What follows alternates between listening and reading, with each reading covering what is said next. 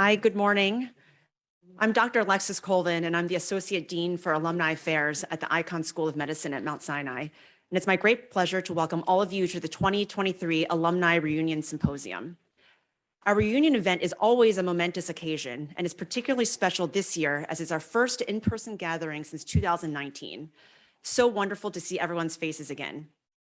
This year's event is particularly special for another reason. We are also honoring the first 4 graduating classes from the original Mount Sinai Medical School. The classes of 1970, 71, 72, and 73 are jointly celebrating their 50th anniversaries this week, and this collective milestone is a signifier of the extraordinary trajectory we've taken since the school's founding.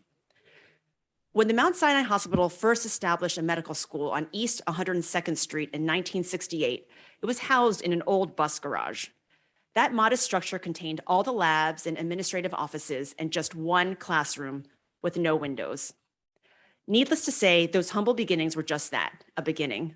Today, Icahn Mount Sinai is a powerhouse and a worldwide leader in patient care, medical education, and scientific research. We are the nation's largest sponsor of graduate medical education, and we can proudly say we are one of the country's top medical schools. All of us who count ourselves as alums of Icahn Mount Sinai owe a debt of gratitude to those who were there at the start in the early days. I myself came to Mount Sinai through the HUMED program, now known as FlexMed Early Admissions Program. I knew that becoming a clinician and an educator is what I wanted to do. I'm grateful to absorb the lessons and wisdom of our esteemed faculty and to now count myself as one of them. It's an honor to be here before the graduates of the classes of 1970, 71, 72, and 73 at this seminal moment. It's also a thrill to know that the exceptional, rigorous education that I received and that I now strive to impart is a part of a heritage that can trace its origins to what was established by every one of you. So thank you. I'm also proud to say that our Alumni Association has grown right along with the expansion of our medical school. Now more than 26,000 members strong, our Alumni Association includes alums from Mount Sinai, St. Luke's Roosevelt, and the Graduate School of Biomedical Sciences. These leaders and innovators represent a network of distinction and accomplishment that continues to have a profound impact on the world. Lastly, I would like to remind everyone of the final event in our alumni series this week, a special opportunity on Friday to tour the Arthur H. Alphys Jr. MD archives, along with the open house at the newly renovated Alumni Office and Wish Physician Lounge. The archives tour takes place between 10 and 11 a.m., and the Alumni Office and Wish Physician Lounge will be open from 9 a.m. to noon. Again, that's Friday, and this opportunity is available to all the members of the classes of 1970, 71, 72, and 73 and their guests. You're all encouraged to stop by and say goodbye before leaving this year's event. Thank you, and we hope you enjoy today's symposium program. So now I would like to begin the first symposium track, Healthy Aging, Body, Brain, and Heart, and welcome our presenting panelists. I'll give a brief introduction and then ask that each of you share more insight into your work and role at Mount Sinai. So let's start with Dr. Roseanne Leipzig. Dr. Leipzig is an internationally recognized leader in geriatrics and evidence-based medicine. She is the Gerald and May Ellen Ritter Professor and Vice Chair for Education in the Brookdale Department of Geriatrics at Mount Sinai. Welcome, Dr. Leipzig. Thank you. Would you like me to speak now? Sure. Yeah. I've been here 26 years. I came as a fellowship director and quickly became the vice chair for education. And on my watch and with my great faculty, we have developed the #1 geriatrics fellowship program in the country. If you believe U.S. News and World Reports, for the last several years. We also have a palliative medicine fellowship, one of the first in the nation and certainly the biggest. 1 out of every 5 geriatricians or palliative care docs in the country trained at Mount Sinai. I also recently published a book called Honest Aging, which I laughingly say is a brain dump of everything I've learned for patients and families. And if you're at all interested, this is my plug. There are 30% off flyers at the front desk. So that's my story. Thanks. Second is Dr. Jane Martin. Dr. Martin is an associate professor in the departments of psychiatry and neurology, director of the Neuropsychology Center and the Neuropsychology Division at Mount Sinai, as well as a neuropsychologist at the Mount Sinai's Alzheimer's Disease Research Center. Welcome, Dr. Martin. Thank you. I do a few things at Sinai, and I am a clinician. I run the neuropsych service. So any patient who complains about their memory to their doc or whomever usually gets referred to my service. So we assess cognitive functioning. I run a training program. It's an APA accredited training program for doctoral students focusing on neuropsychology. And part of me is in the ADRC, where we do clinical trials on Alzheimer's. Thanks. And then finally is Dr. Anu Lala. Dr. Lala is an associate professor of medicine and cardiology and population health science and policy, as well as the director of heart failure research and the Advanced Heart Failure and Transplant Fellowship. Welcome, Dr. Lala. Thank you so much. It's such an honor to be here, especially a part of this all-women panel. My work is really in the field of heart failure and transplantation and mechanical circulatory support. So what individuals commonly think of as the end spectrum of heart disease, but I like to kind of turn that concept on its head, and it's really relevant to what we'll be discussing today. And instead of calling it heart failure, I really am petitioning nationally and internationally for it to be changed to heart function, because it's a continuum, no matter where we start. And I believe prevention is as relevant as it is in the beginning of the spectrum as it is in the end of the spectrum. I have the privilege of running our clinical trials program in trials offered to our patients suffering with conditions that fall under the umbrella of heart failure and heart function. And I also oversee the fellowship program, similar to some of my colleagues here, in training cardiologists and the next generation of heart function cardiologists. So it is a real privilege to be here, and I look forward to an animated discussion on aging. And I feel like I should be referred to your institute for bad memory right away. And I'm Dr. Alexis Colvin. I'm a professor of orthopedic surgery at Mount Sinai. I'm also the chief medical officer for the US Open, and I specialize primarily in knee and shoulder problems. So let's start at the beginning and answer the question, what is normal aging? Dr. Leipzig, would you like to start with that? Sure. I think, whoops, there we go.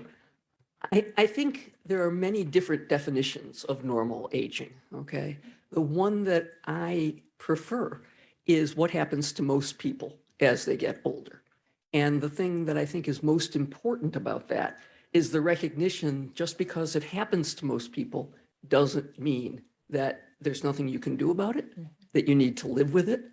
There's a lot that you can do. So the best example I know, and you will go with this, is that when I was in training, and probably when you were in training, we did not treat systolic hypertension. We were taught that if we treated it, we would cause strokes.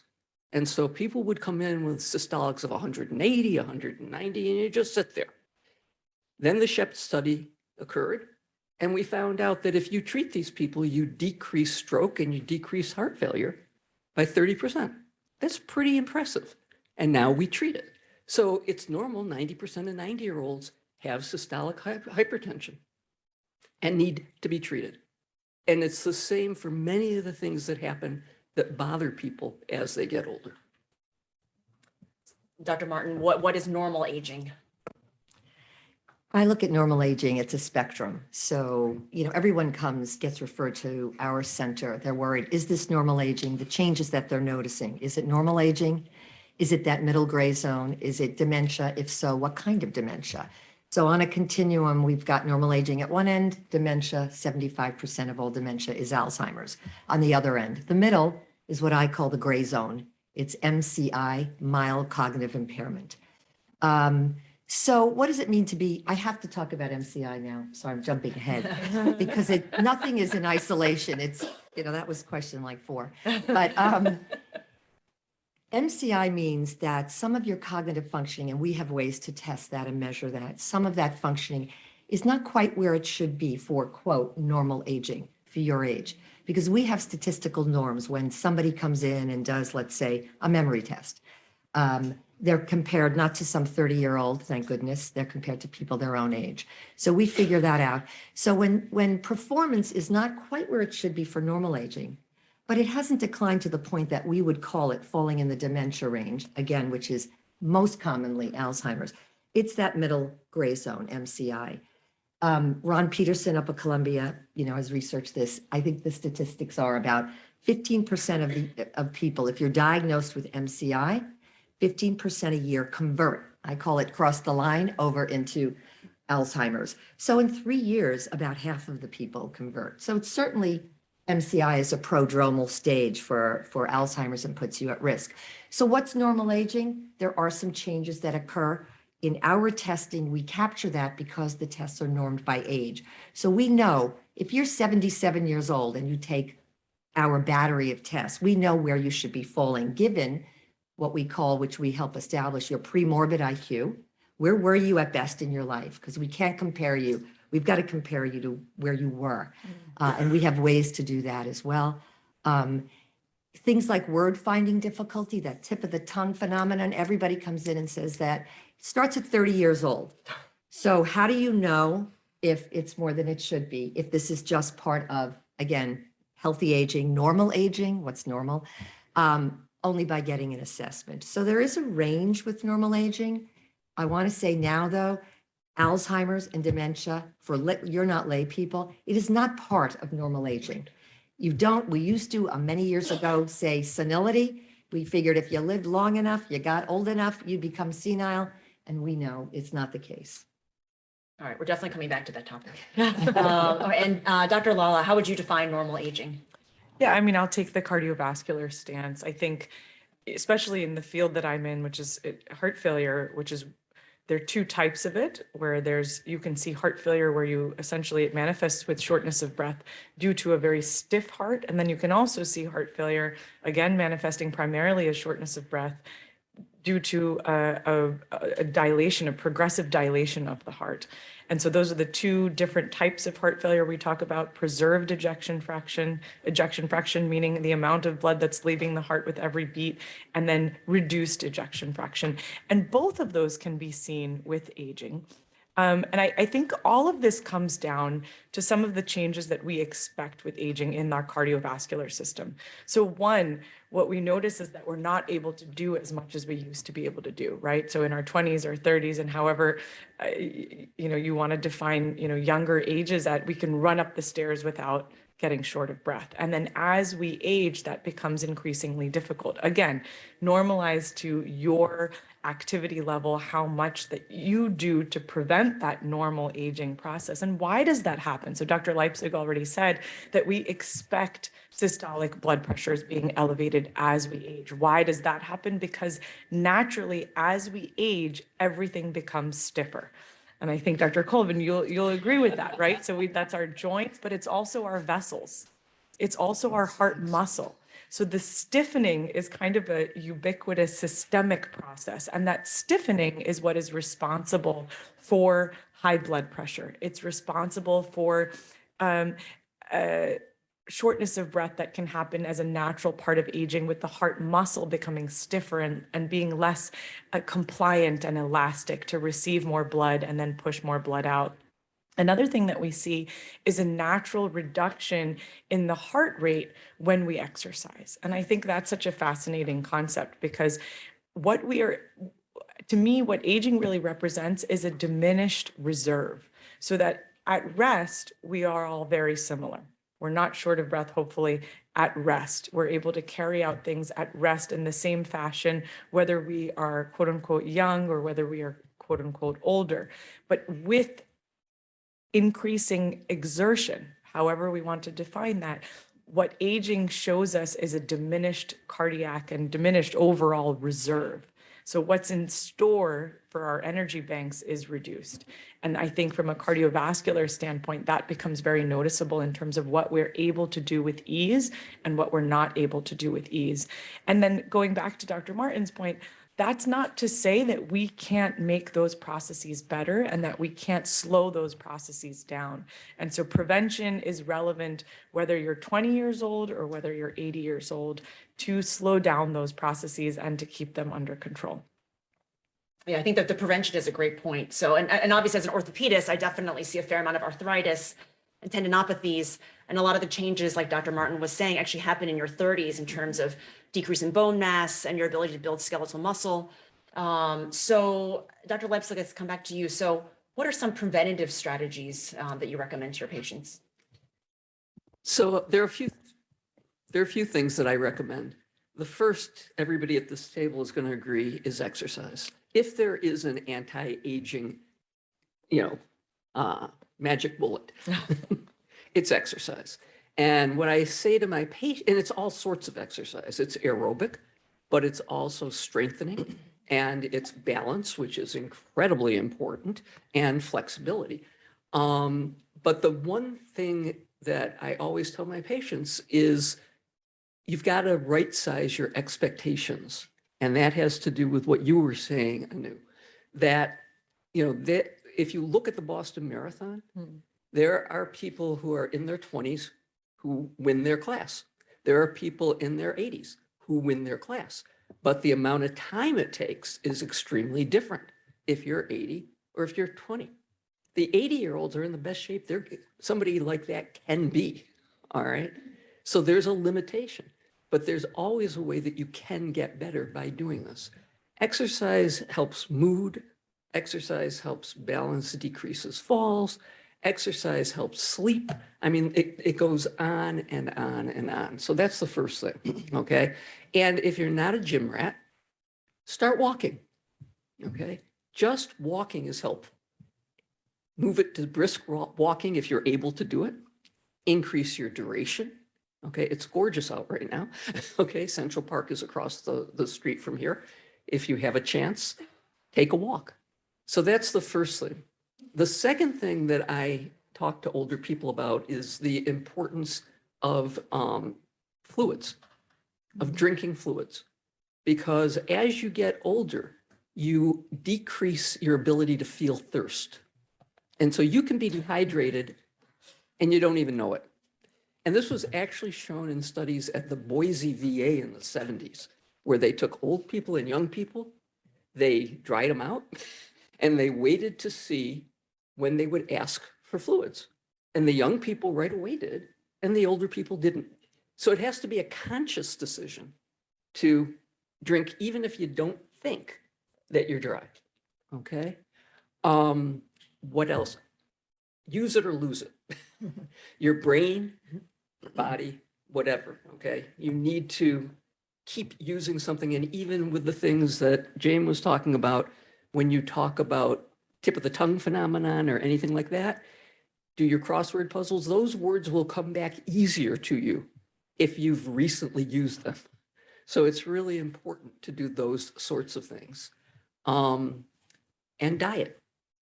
So, you know, everybody's concerned about supplements and this and that. Decrease the red meat, increase the fruits and vegetables. It really does seem to make a difference in decreasing frailty in older people. And that's really what we're worried about. It's that loss of reserve that when you're in a stressful situation, you cannot get back. Okay. So those would be my 4 top ones. Oh, and hang out with other people. And make it multi-generational if it's at all possible, okay? Because we're really starting to find through the pandemic that this loss of connection that we've had is as strong a bad risk factor as smoking and obesity, okay? So I'll stop there.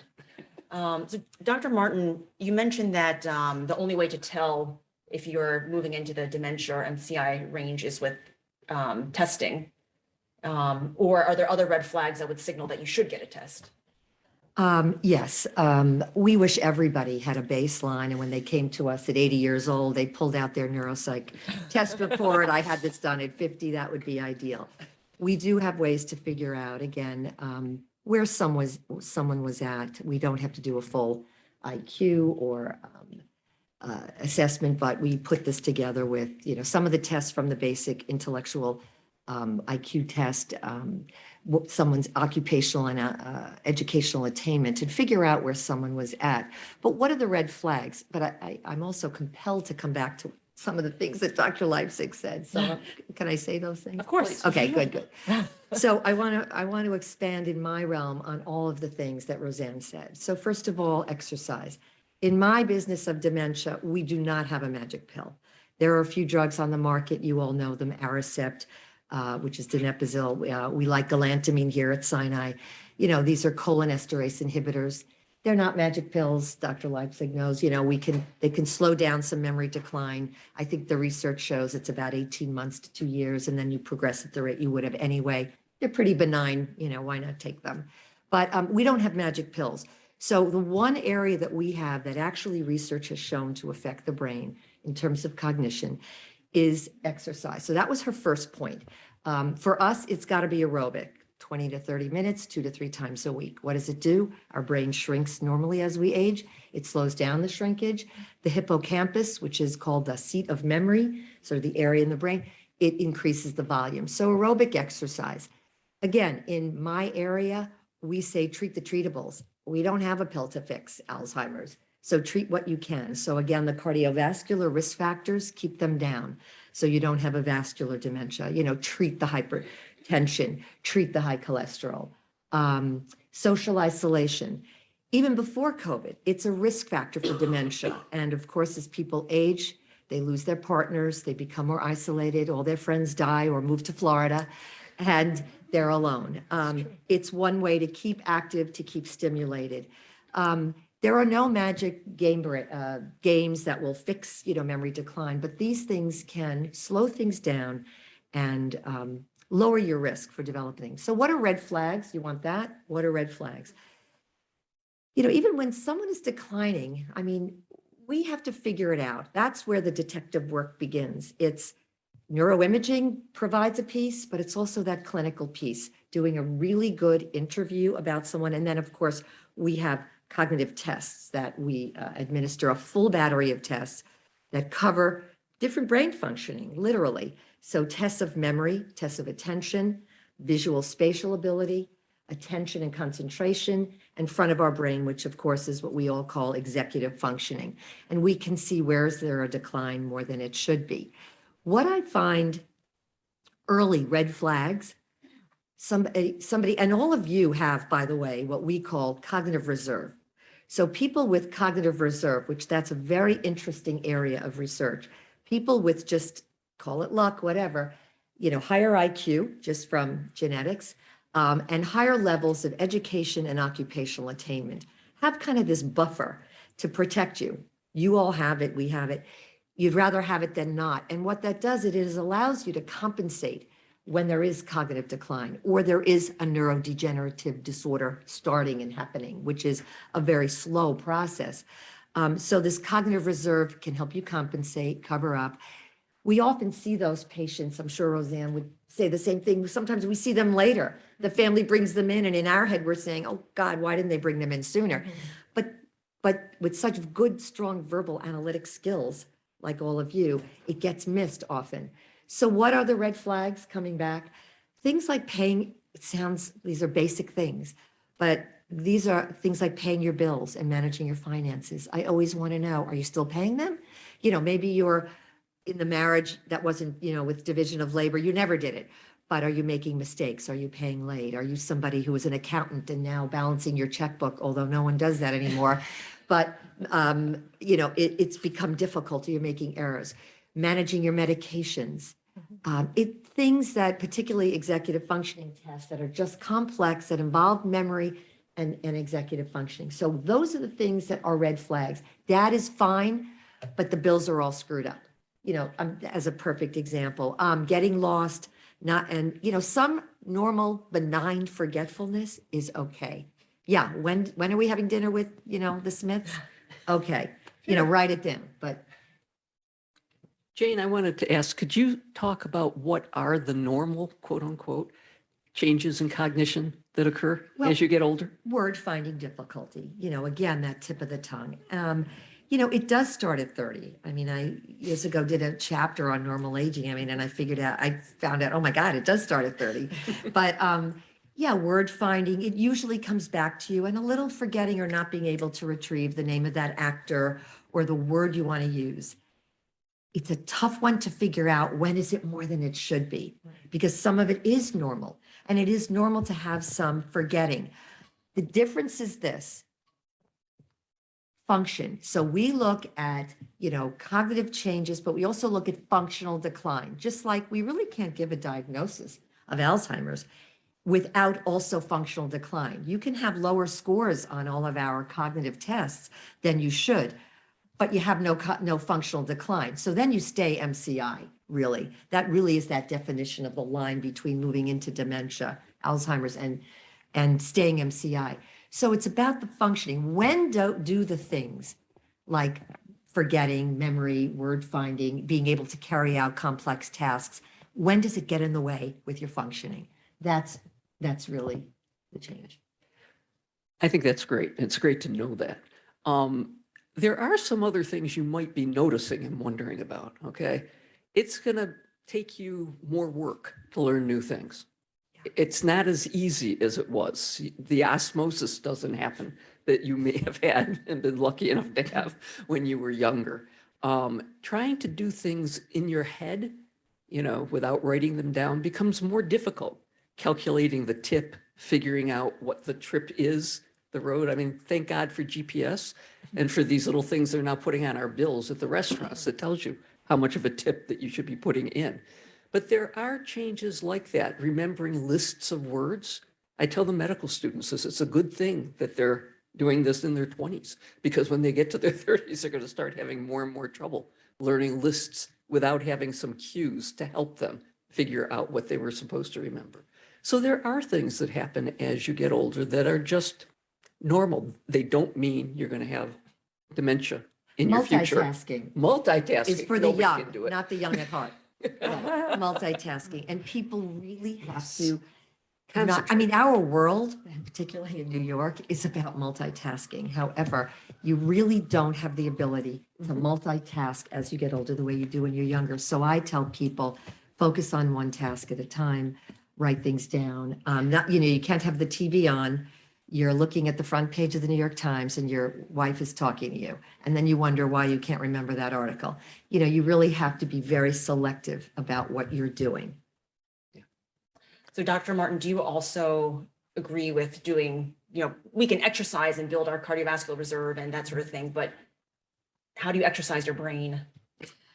That's very controversial, actually. Yes. I mean, there are all these things that people buy in computer, Lumosity and Posit and tons of, and people will always ask us, should I do crossword puzzles? Should I get this computer game? The research has shown that these, cognitive, computer things, et cetera, it's the issue of transferability. So getting good at that task in Lumosity, et cetera, you can get better at that task, but it doesn't mean it will translate into your life and you'll be able to organize paying your bills better. That's really the issue. You can sharpen your attention. And also, if you have more significant cognitive deficits, doing these games, et cetera, are really too frustrating. So there's a sweet spot, mild cognitive issues, fine.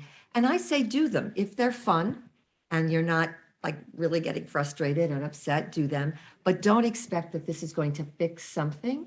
The one thing that you can do, and the games can help with, is attention. The sharper your attention is, the better your memory is. Because even with a kid who's in their, teens who has ADHD, if your attention is, and they don't have dementia, if your attention isn't good, your memory isn't good. Why? You've got to focus on the stimuli and the environment and encode it, get it in accurately. So you need your hearing to be good and your vision to be good, right? Roseanne, I'm sure, tells all her patients, get your hearing aids on. We say, do you have hearing aids? Oh, yes. I always remember to say, do you wear them? Oh, no, right. And vision.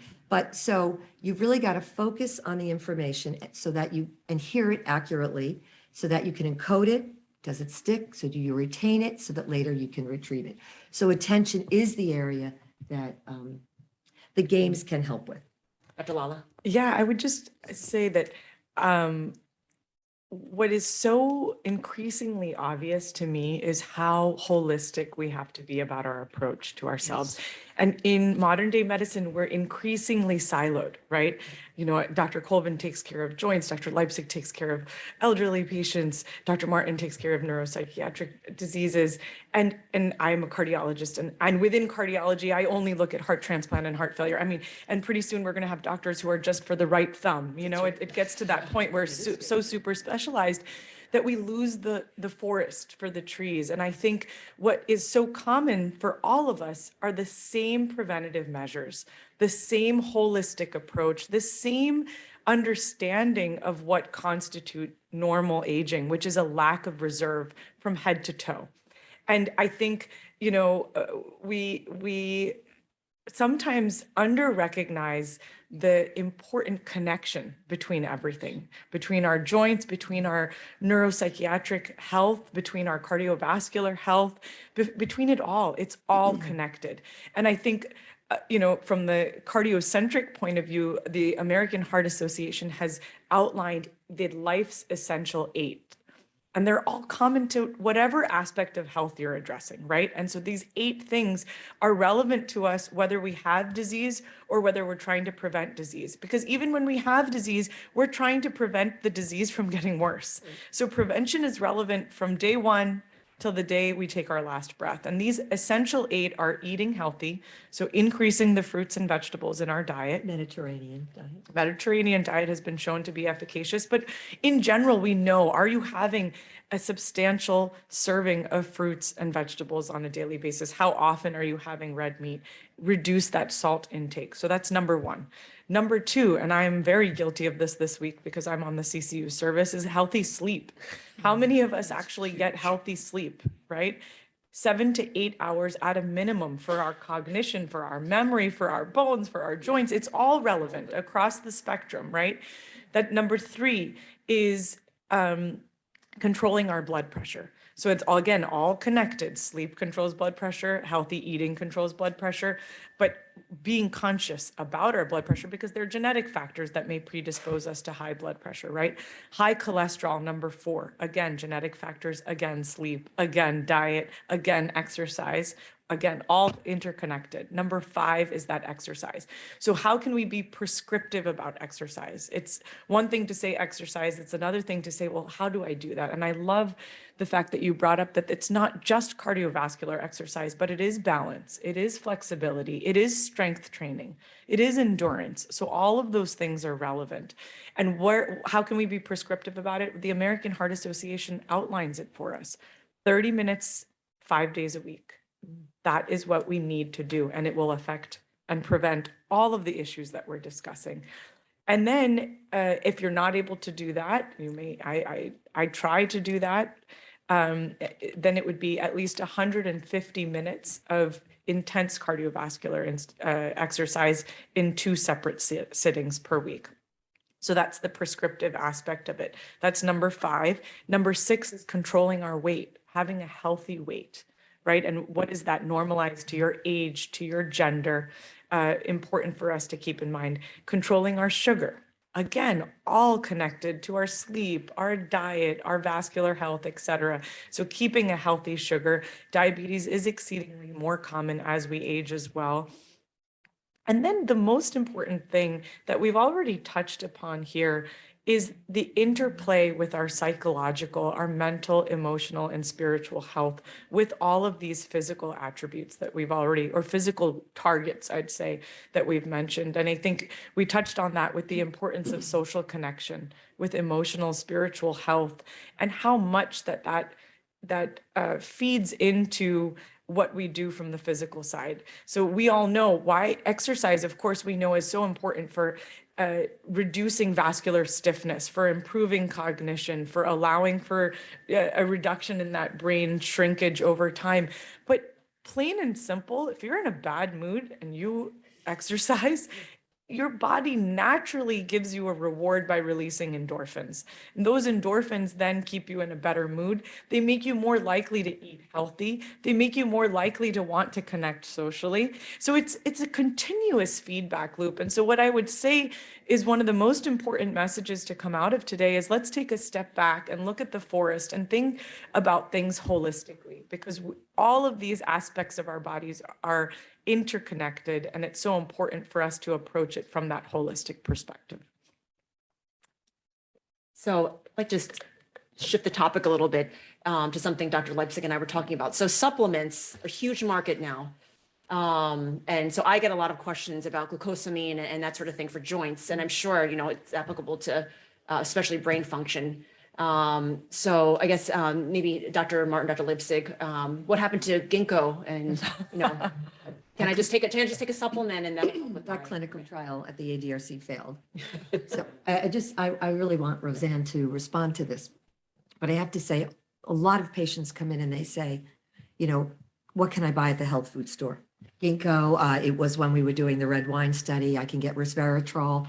Now there's Premagen, is that it? Or, all of these things. And I always say, save your money. Don't go to the health food store. If you really want to be experimental, get in a clinical trial. Things are monitored. They're safe. You don't know what the heck you're getting at a health food store. But I personally think that the anti-aging supplements market is out of control. Okay, that's putting it mildly. And the idea that just because something goes down in the body, if you replace it, you will make things better. I think we learned with estrogen. I was Okay, gonna say it Yeah. That's doesn't an imperfect always example. work. Okay, and it can backfire without a doubt. And we're learning it with testosterone, and we've learned it with growth hormone over and over again. Aging is really complex. It involves lots of different parts of the body. And even I have patients that come in on 15, 20, 30 supplements. I don't know what half of them are. Okay. Selenium, magnesium, all of this stuff, silica.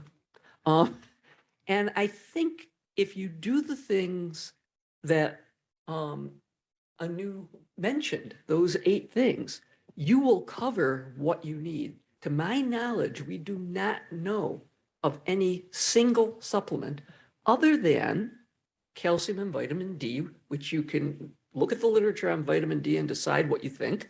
Okay, it's all over the map, but you do need enough calcium as well, and hopefully in food, because again, there's a cardiac concern if you take it in pills. But with those exceptions, and B12, because as you get older, you do have more trouble getting B12 from food. So if you take it as a pill, you will get it. And those of you who remember the old Schilling's test, essentially that's what we were doing for everybody. Okay. We were saying, if we give it to you as a pill, will you absorb it? And everybody will. It's getting it off the food that's the problem. So we do check to see if people are B12 deficient, because that can cause problems, and give them an oral supplement. We don't bother with the shots anymore. But with those exceptions, I think that it's a real problem that we have this unregulated supplement market, which actually you have no idea what's in the bottles.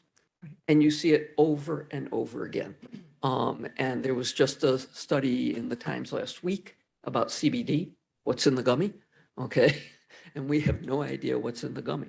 So that's part 1. Part 2 of what I will say about supplements is, if you decide you're going to take them, you really have to let your doctors know, because we don't know if they're effective, but we do know that they can interfere.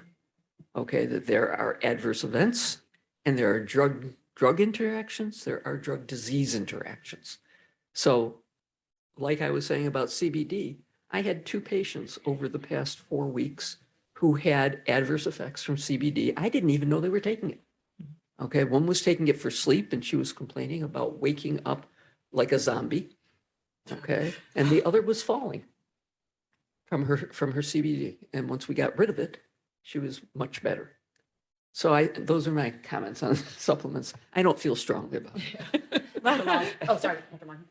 I'd like to just comment on something that Anu said that was the first to come up, which is the psychiatric piece, mood. Don't underestimate the effects of depression and anxiety on one's cognitive functioning, and also, I'm sure, on Amen. everything else.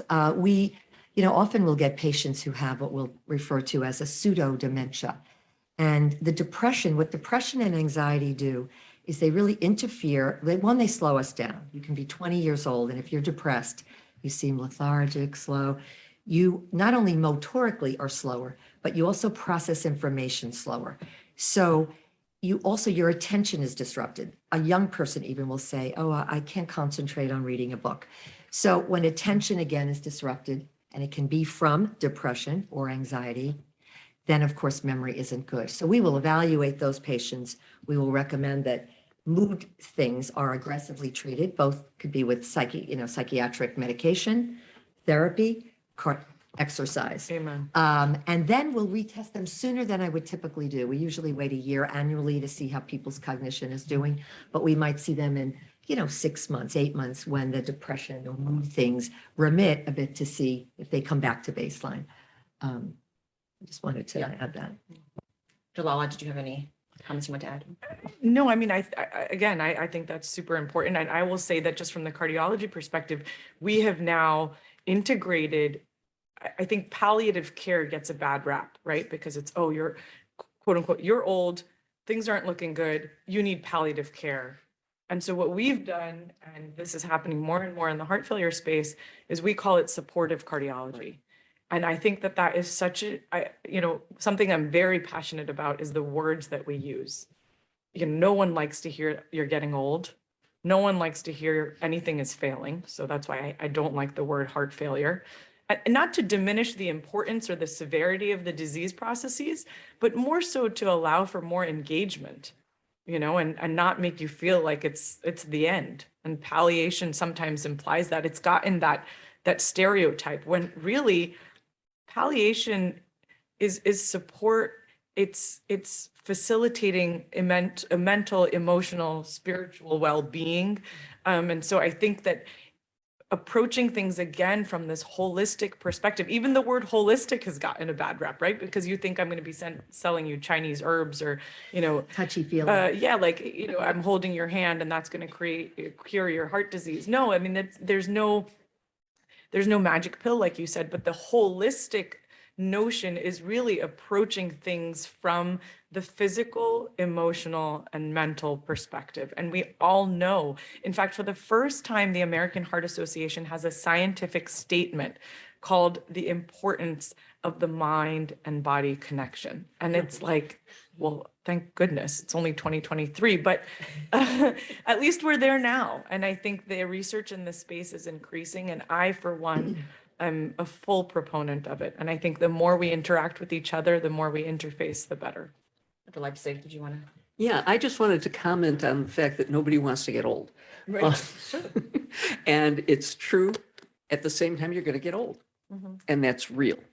And so I think it's really important, as you say, to think about the words, but also to think about the attitudes. Yeah. So ageism is rampant in this country, okay?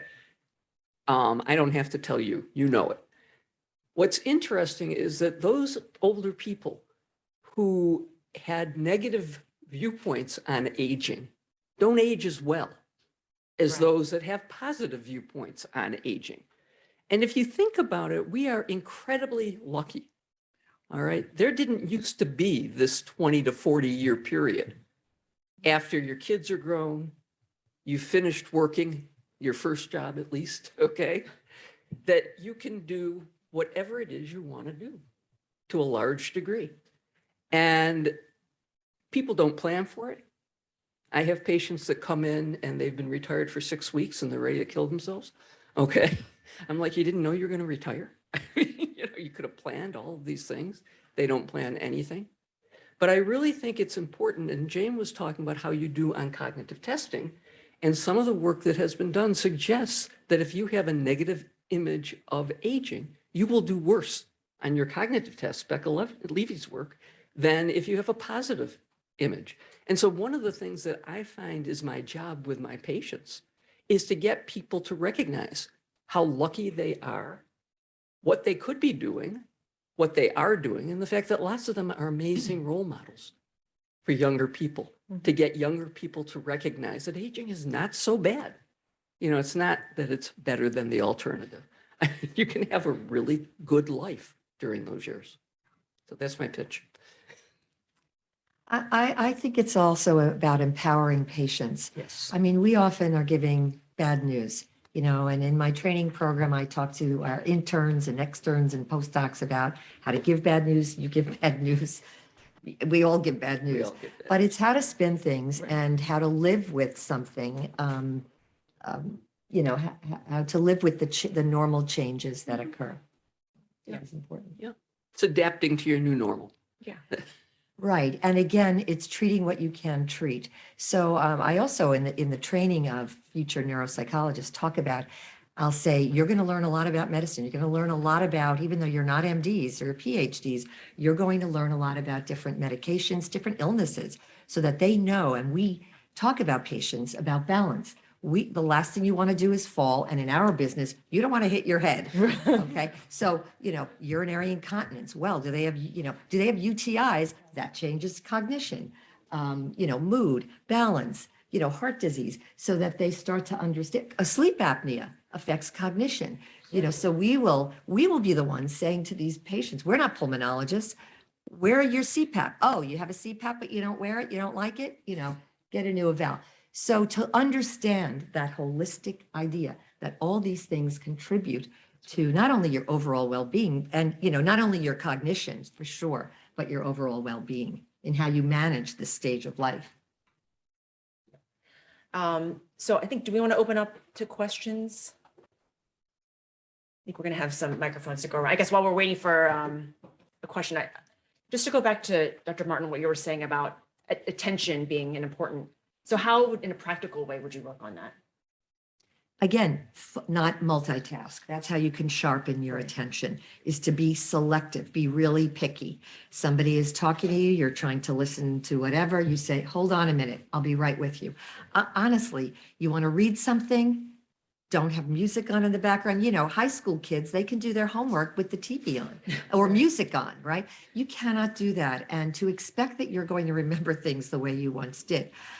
I want to give one anecdotal thing. We saw a patient in our service not long ago, literally last couple of months.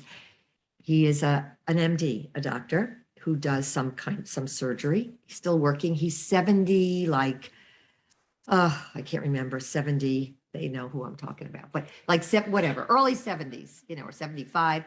And he said, I can't do things the way I used to, and I can't remember this, and I forget the names of certain instruments, and he's going on and on as part of the interview. And I feel I should be on disability because I can't function in my role as X the way I used to.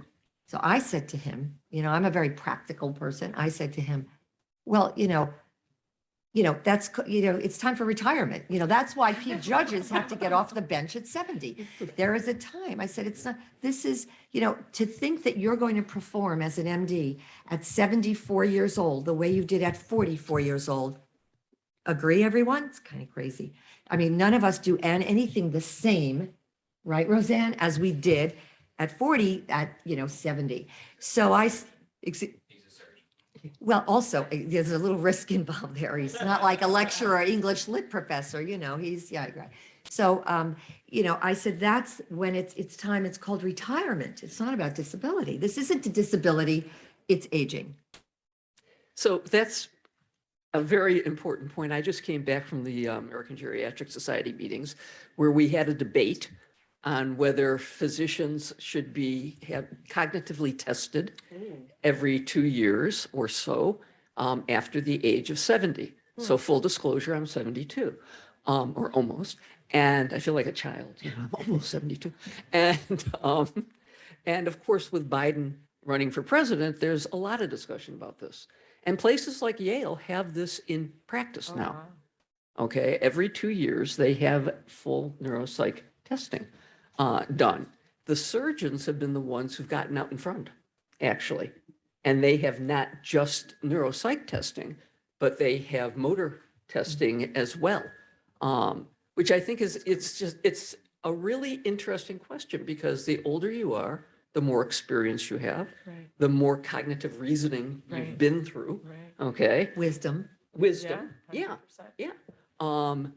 When you see that your surgeon has a tremor, you get nervous, okay? So we just saw somebody, so it's real. But I think this is a discussion we're going to be having more and more as time goes on. The pilots have to retire at 60, and if they pass their neuropsych, 65. Yep. But that's it, So I think it's very important that we have these conversations and think about it. For somebody like Biden, I'm just going to comment, okay? If we don't get around the fact that as you get older, you walk more slowly, your posture's probably going to change, You may fall more often. You're going to get up more often at night, unfortunately. Okay. So your sleep's going to be a little more disturbed. That's normal aging. And we kind of have to put that right out there if we're going to have somebody who's 82 running for president. That's great. Yeah, I was wondering if you might comment on a word you just used that I was thinking about before you used it, which was experience. I think one of the things that has always struck me about medicine is that it is really one of the most diverse professions. It's not like saying, you know, every doctor's the same. I mean, surgeons have technical skills and manipulations that they need to do that don't necessarily apply to other situations, so that there are brought to bear experiences that even at the advanced age, I'm going to be 76 next month, I'm still practicing, but not in an area that requires motor skills. So that what is that role? And just as a side comment, I was a house officer here after I finished medical school when Sinai became the first medical school to have a geriatrics department. So there's a long history of that.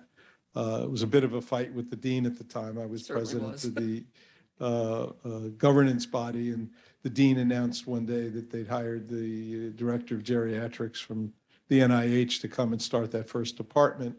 And he'd given him 3 weeks of curriculum time. I don't know how much curriculum time is there now, but the argument 3 weeks. yeah, well, some things are consistent. But the argument certainly was that it was not the dean's prerogative to redo the medical school curriculum, which brought up some issues. But that said, we now have, as we've heard, you know, probably the leading department of geriatrics. Dr. Locktick, I'm an endocrinologist, a really old endocrinologist, older than you, a lot older. But anyway, I've been struck by hyponatremia, probably the most common electrolyte. Hyponatremia being the most common electrolyte abnormality in hospitalized patients. So I was a little taken back. I realize older people don't drink as much, but some people drink too much. Some of them who are on thiazides, and that can affect their function enormously. Another thing is medications. I don't know if doctors spend enough time thinking about the medicines that interfere with cognition. I've seen a brilliant person not being able to remember anything and saying, I have to retire, and they're on oxybutyrin, on anticholinergic, for example. I have other things to talk about, but why don't we start with that? Well, I'll take the medication question because that happens to be an area that's near and dear to my heart.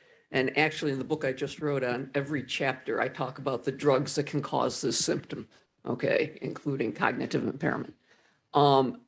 There are changes that occur in how you metabolize and excrete and distribute drugs as you get older. And a lot of people don't take that into account. And geriatricians talk about start low, go slow, but sometimes they don't go high enough to get an effect either. So it's a difficult balance. There are certain medications that should be avoided in older people.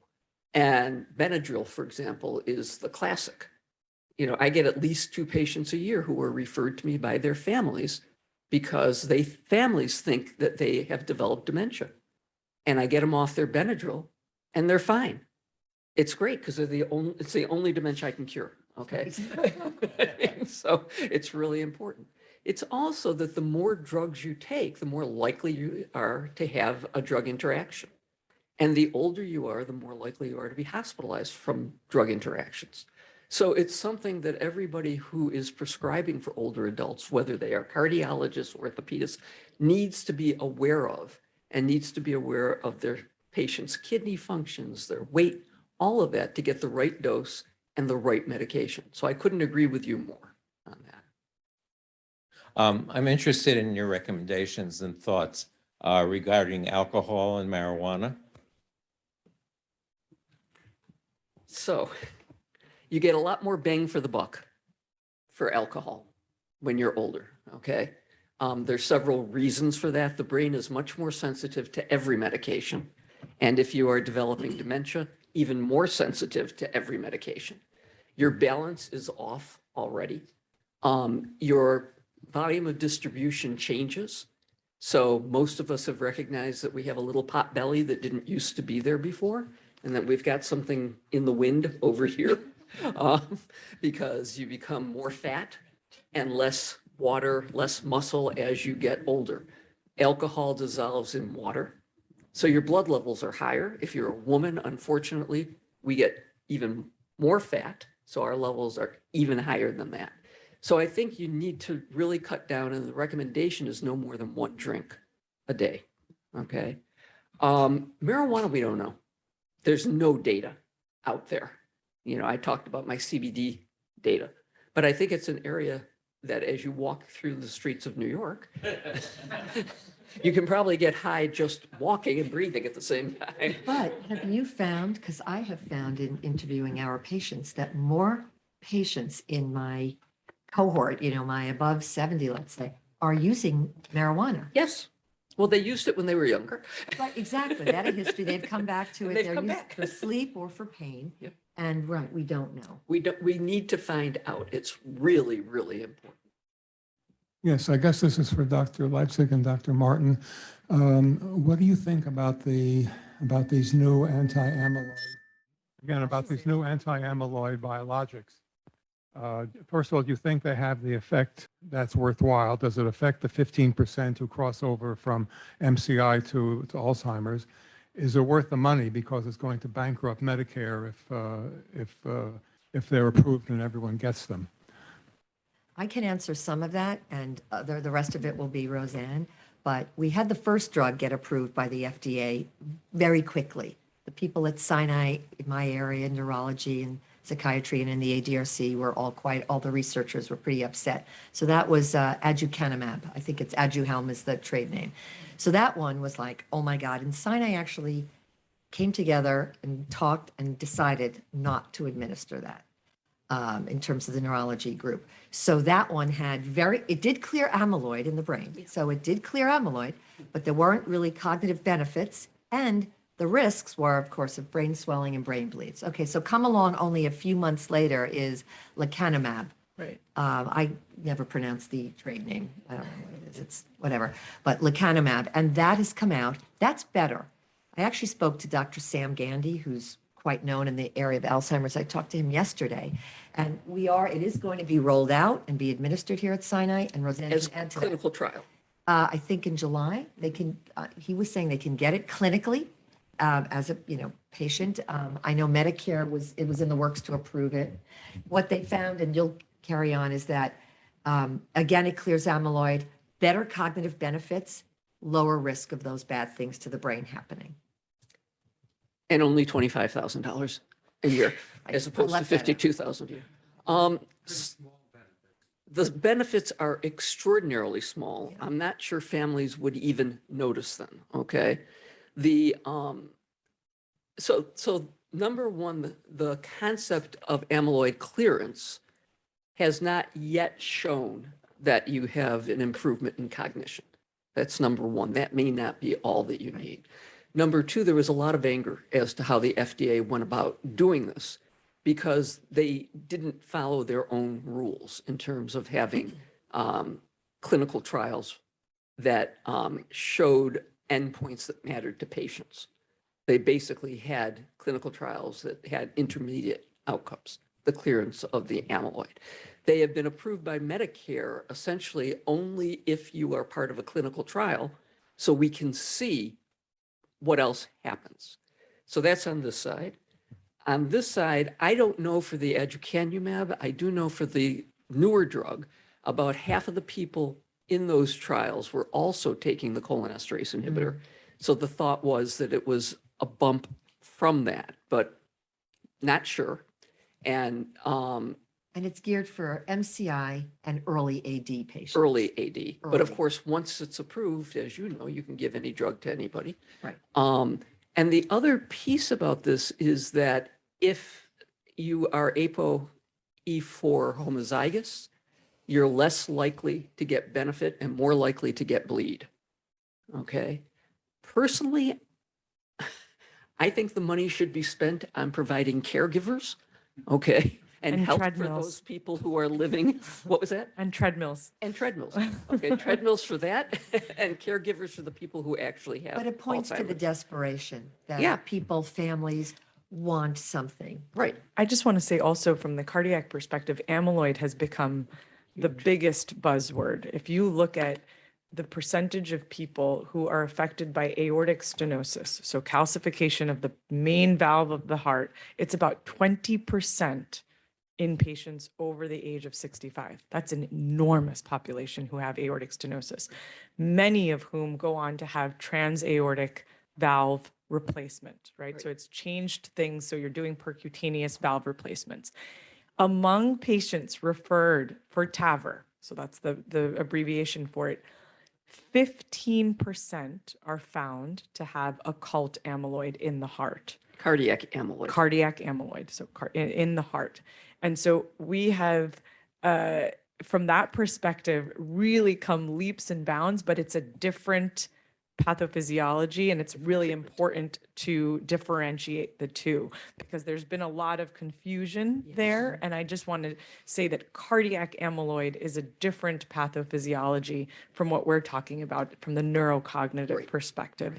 But we have come leaps and bounds in terms of treating cardiac amyloid, and it's actually been a very, very exciting time in our field because we now have biologics that decrease the deposition of amyloid fibrils in the myocardium and decrease that stiffening that you see as a result of cardiac amyloid and allow for greater quality of life, most importantly, greater functional capacity, again, very importantly, and with that, increased survival. Question. In terms of long-term usage, is there still a belief that the control of blood pressure should be held down to not be too aggressive about controlling blood pressure as you get older? And the question also is about long-term use of Lipitor, which is a thing that's been, I voluntarily put myself on it because of family history. Many years back, every so often, one wonders. Yeah, thank you so much. I think two really very relevant questions. So I appreciate the opportunity to try and answer them and interested to hear your thoughts as well. One is blood pressure we've gone all over the map with blood pressure, starting with what Dr. Leipzig said is that you don't treat hypertension. Then it was, let's treat it very, very aggressively. Then most recently, there have been updates to the guidelines. So what is the blood pressure target that we're seeking for in an individual patient? In general, now we have stages of hypertension. I think that's important to keep in mind. So we have pre-hypertension and then overt hypertension. Generally speaking, people will say a systolic blood pressure of 140 or higher is overt hypertension. And what we have learned is that it's increasingly important, regardless of your age, to control that blood pressure. It's extremely important in the prevention of stroke and cardiovascular disease, namely heart attacks. The exception to this, what I would consider rule, is for those patients who have had previous strokes or who have significant impairment in blood flow to the brain, meaning cerebrovascular disease. There are certain situations where they may need what we call permissive hypertension, in that you want to allow for a little bit more higher blood pressures to allow for higher blood flow across stenoses in the brain. But those, I would say, are the exception and not the rule. So I would advocate for blood pressure control across the spectrum of age, first of all. And second of all, in response to your question as to the statin question, comes up all the time, and we're more and more aggressive now, and we have new biologics to control cholesterol beyond statins as well. And really what the data has shown us is that across the spectrum, it is advantageous to control your blood pressure, similar to what I was saying with cholesterol, similar to what I was saying with blood pressure. I'd love to know your thoughts there, but I have my parents both on atorvastatin. I like to use generic names as well. And it's widely advocated for. So as another atorvastatin user, There were a series of studies that came out recently called the SPRINT trials that were specifically done to look at how low should you go in older people.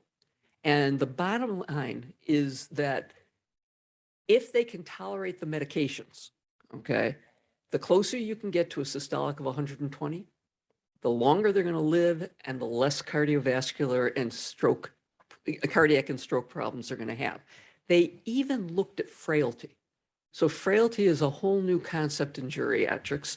You may think you know what frailty looks like, but like the Justice Potter Stewart used to say about obscenity, okay, you know it when you see it, but there's plenty of times that people are frail and you don't see it. And that's happening in this country because of the obesity epidemic. So people who are obese have fat in their muscles that makes them weaker and more frail. Yeah. And they have the same bad outcomes as people who are really thin, okay, and underweight. So they looked at frailty in these populations and they found that even for frail people, the lower you could get the blood pressure, the better the outcomes for them. So it totally changed my practice. I didn't believe it. I wasn't going to do it. And then they kept putting out these studies showing, slicing and dicing. And it's like, yeah, the lower you can get it, the better they do. But again, you've got to be able to tolerate the medications. And statins. Statins, we still have this back and forth about primary prevention of cardiac disease in people who are older. The studies are being done, right? The results haven't come out yet. They've done a number of observational studies trying to compare where it does look like even if it's primary prevention, you do better. Yeah. So in general, we keep people on statins. It is one of the drugs that when we decide to deprescribe, if somebody wants, if they have a limited life expectancy, et cetera, that we take people off of, I have to say. And I think it's context is everything, Right. right? So your genetic family history, the presence of concomitant diabetes, blood pressure. So I love calculating risk scores and contextualizing it to the individual patient, like you said. I think that is incredibly important. And in cardiovascular medicine, we're becoming better and better at involving patients over the age of 70, 75, up to 80 in our clinical trials. And so the more we have that data, the better it is. I mean, that's even relevant to transplantation. The ethics are very, very controversial, as you might imagine. Should someone over the age of 70 get a new heart? Why or why not? And from 2011 to 2021, there have been 1,000 transplants in septuagenarians. Their outcomes are good. These are pre-selected populations. So age is a number. It's the biologic age that we have to take into account. Well, I wonder if I could ask you, in your list of 8 that we can intervene and improve health, number 5, I think, was diet. And I want to ask you about fasting, intermittent fasting or restricted time fasting. You probably are very interested in SGLT2s. I am too, because I'm an endocrinologist, and unexpected effects on the heart and on heart failure specifically, and the fact that they are ketotic, and which we fasting forces us to go into our fat stores, generate beta hydroxybutyrate. Tell me about your thoughts about fasting. I love that. I could go on for hours about this. This has been one of the most exciting advances in cardiovascular medicine over the past 2 years, which is, for those of you who don't know or maybe are familiar, SGLT2 inhibitors were originally developed for better control of diabetes. And what they realized is that they were pretty lousy at reducing our blood glucose, but we noticed a profound reduction in cardiovascular mortality. And then we said, well, if it's, No, they are pretty good. they're good, but they're not as good as some of the other agents. Maybe you'll agree with that. And then what we realized is that we took a closer look at those clinical trials, and it was really those patients specifically with heart failure, even at risk for heart failure, that derived tremendous benefit from SGLT2 inhibitors. And so now that has become a recommendation that is a class 1 now, moved into a class 1 recommendation for patients with heart failure across the spectrum of ejection fraction, which is it's a monumental advance. in our field. And so much of what you brought up is, you already took the words out of my mouth, which is really converting what we're using in terms of our energy stores. Is it that we use glucose, or is it that we use ketone bodies? And I think what we're seeing is that it allows, I tell my patients this sometimes from a cardiovascular perspective, specifically if you have heart failure is actually accelerated aging, right? What you can see a 50-year-old person with a heart rate of 110 in heart failure, and that's accelerated aging. It's really the heart just going on overdrive at a premature chronologic age. And so what SGLT2 inhibitors allow us to do is be more energy efficient or fuel efficient. I always say it's like using a solar panel instead. And so it's been remarkable to see the systemic effects, both from a diuretic perspective, from a diabetic control perspective, from a metabolic perspective, and then from a cardiovascular health perspective in terms of reducing heart failure hospitalizations, reducing cardiovascular mortality, improving functional capacity. The SGLT2, because what you're saying about controlled blood sugar has to do with GFR. Not a good GFR on an older person, you're not going to have any kind of blood sugar control with SGLT2. It relies on losing glucose in the urine. Believe me, you always start with like, my God, the patient's PKA, look how terrible they are. And it's good. But if someone has good renal function, GFR, a really good GFR, really the potency of SGLT2s approach anything we have, Sure. except insulin and maybe glucose. And just along those lines, speaking holistically about the whole body, SGLT2 inhibitors also improve renal health and renal outcomes profoundly. So it used to be thought, oh my God, you have bad renal function, don't use the SGLT2 inhibitors. And now that's in fact So debunked. intermittent fasting? All the good things you mentioned about SGLT2s are seen even as the renal function declines. Correct. So you get effects on heart rate. What isn't seen is the blood sugar control. Once it gets below a certain level, you don't get good blood sugar. And specifically to that question, and I know we have to wrap up soon, is intermittent fasting. The verdict is, from a cardiovascular standpoint specifically, has not been adequately studied. There was actually a study that just came out in the Journal of American Heart Association, and I commented on it for, I think, CBS News or something like that, where they took a large population, a large health system, and they tried to compare those patients who underwent intermittent fasting to those who had a Mediterranean diet. And it wasn't an adequate, it hasn't been studied in a randomized control fashion, so it wasn't comparing two groups that could actually, where you could have any meaningful conclusion. That being said, I think in certain populations it has advantages, specifically from the point of weight loss. And so again, I think of weight loss as a part of these life's essential 8. And that's really the goal that I'm looking for in terms of improving cardiovascular health. But to date, there has not been any direct association with intermittent fasting and improved cardiovascular health without the intermediate of weight loss. I think we have one final comment, and then the panelists will be around for questions afterwards. So I just have to comment on weight in older people, okay? And I think it's important to know that number one, BMI does not have the same correlations as you get older.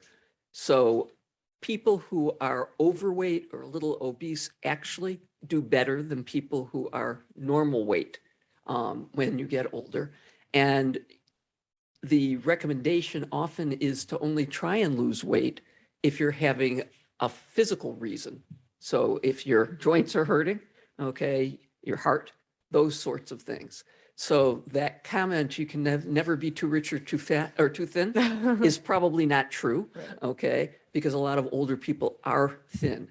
And the BMI part of that may be that as we get older, we shrink. So it's an equation. You decrease the height, you increase the BMI. Okay. Okay, great. Just a comment. Thank you to the panelists for a great discussion. I know they'll be sticking around for a few minutes for other questions. There's lunch right outside the auditorium, and then we'll resume the formal program at 1 p.m. in here with Dean Charney. Thank you. So welcome. I'm Dennis Charney. I'm the Dean of the School of Medicine. I've been Dean for a while. I'm in my 17th year. The average tenure of a Dean in my position in the United States is about 3.5 years. So it's generally not a secure position. but so far it's worked out. One thing to mention is, and I'm sure you're feeling this, the classes that are here is time flies, doesn't it? Right? I was competing, we have a Dean's Cup and we have a competition, every year. And one of the parts of the competition that I participate in is the strongest person competition, right? With the students. And the problem is I get older and they stay the same, right? So most of the students are medical students, first years. So, when I was doing it this year, I said, you're an MS1 and I'm an MS50. So time does fly. So I want to thank, the class for coming this weekend. You set the foundation for our school. We were a great school back then and we're a great school now. And so I want to give you a little bit of some comments about, how we're doing as a school now. And when I'm done, since we're a small group, you can ask me any question you want about what's going on here. So we've been investing a lot in research. We built a number of new research buildings. This is one of them. We're ranked in the top 15 in the country in NIH funding, which is a metric that we follow. Another metric we follow is how well are our scientists doing in making fundamental discoveries that change the lives of our patients. So one metric that I follow is how well and on the individual level are scientists doing in terms of getting NIH funding, and we're generally in the top 1, 2, or 3. So our scientists are competing as effectively as any in the country. But even a more important metric, for us is, are we making discoveries that change the lives of our patients? And I say to our faculty many times, they're probably sick of me saying it, but that it's not enough just to publish in top journals and get grants. It's, do you make discoveries that affect our patients? Do we discover new treatments for mental illness or cardiovascular disease or cancer? And so that's the metric that we hold ourselves to. And we're making a lot of progress there. I'll give just a couple of examples. We have discovered a vaccine for COVID-19, an intranasal vaccine, and it is now in clinical trials.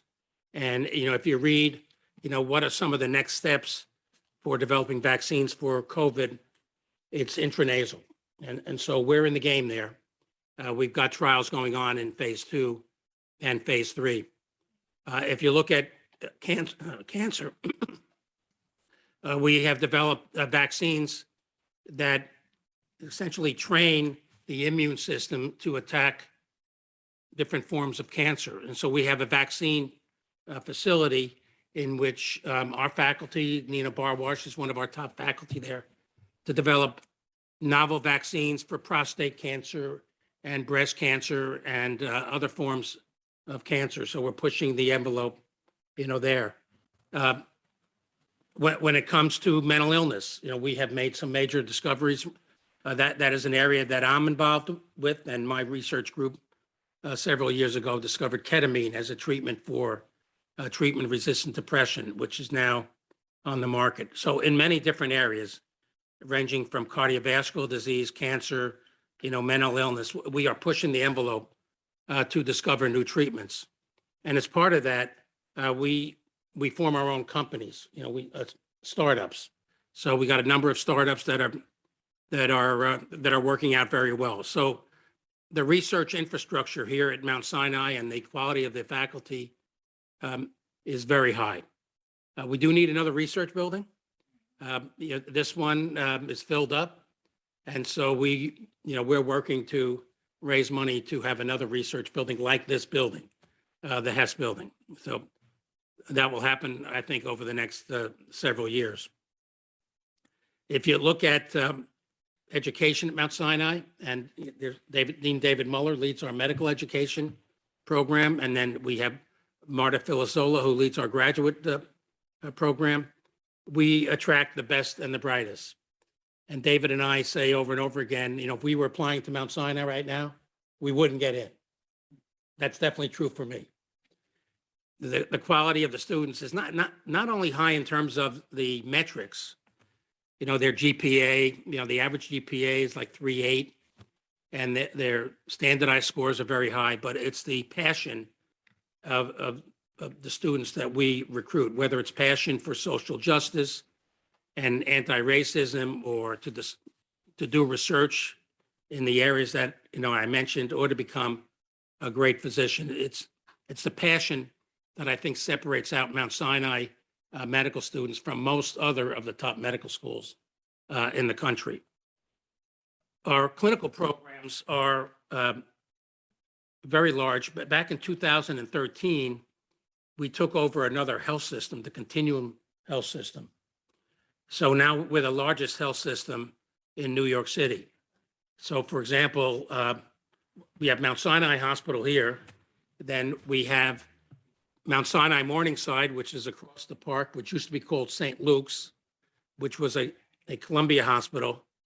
We took over Roosevelt Hospital, which is now Mount Sinai West, which also was part of the Columbia Health System. And then we took over Beth Israel Hospital, which was part of Albert Einstein. And also now we have hospitals in Brooklyn, Mount Sinai Brooklyn, Mount Sinai Queens. We also are the primary affiliate of the VA hospital, the Bronx VA hospital. So we have a huge health system in terms of our hospitals. We got Palm Beach. We have an affiliation with Jupiter, and we have practices in Palm Beach. And, we have affiliations with schools and universities from around the world, essentially. Most recently, with Rensselaer Polytech Institute, we've established a biomedical engineering program, and we'll have a new PhD program with them. So we got a lot going on, where you formed a foundation of our medical school, and we've come a long way since then, but it wouldn't have happened without you becoming part of a young medical school, back in, the late 60s, early 70s. You will hear from Ken Davis, this evening. Ken is one of my very closest friends. We've been friends for over 40 years, and he bleeds Mount Sinai blue. He's been at Mount Sinai essentially since 1969, except for a couple of years when he went to do a psychiatry residency at Stanford and then came back. So he'll reminisce with you tonight when he gives his presentation. So I could go on and on, but I'd be happy to answer any questions any of you might have about, what we're doing at the school, in all the major areas that I mentioned. And if you have any questions about where we're going, I'd be happy to answer then at this point. Yeah, I've got one. It has to do with the student body. When we started in '68, our class, it was pretty innovative in a lot of ways. We had a exceptionally large number of women for the time. It was still a very small number, but more women. We also sort of broke the mold in that we had some more unusual kinds of educational backgrounds. We had an art history major. I had anthropology major. It wasn't the classic chemistry, biology kinds of majors. Is that still part of the tradition of getting in the new students from these kinds of diverse backgrounds? Yeah, so our student body is diverse in almost every area you can think of, both in terms of their background, socioeconomic background, ethnicity, and also their intellectual pursuits. So was it 25 to 30 years ago, we started the Humanities and Medicine, program, where we had an early acceptance program for students that majored in the humanities. And that's been very successful. A number of years ago, David and I expanded that to include recruiting students who were majoring in physics and computer science and engineering, which also were not typical areas in which students focused on to go to med school, because the requirements of being, say, a physics major along with, say, pre-med requirements, was almost not feasible. So, but we've expanded it. So in the current class, you'll find students, majoring from, humanities to biomedical engineering. So it's a very diverse class. So that principle we have carried on. Do you have an MD, PhD program? And does Mount Sinai produce many academicians like myself? Which Yeah. is, I've had a whole career in academia as opposed to private practice. Yes. So we have an MD, PhD program. We've had that for, decades. It's a very strong program, among the strongest, in the country. And, there is data that, looks at how many, like what percentage of your medical students will become faculty, at other medical schools as well as ours. And we are among the highest in the country in terms of our students becoming faculty members, whether they focus on research or being great clinicians, they tend to aggregate into a health system, academic health system environment. Yeah. Yeah, about the startups, are they owned by Mount Sinai, or how do they work? Yeah. So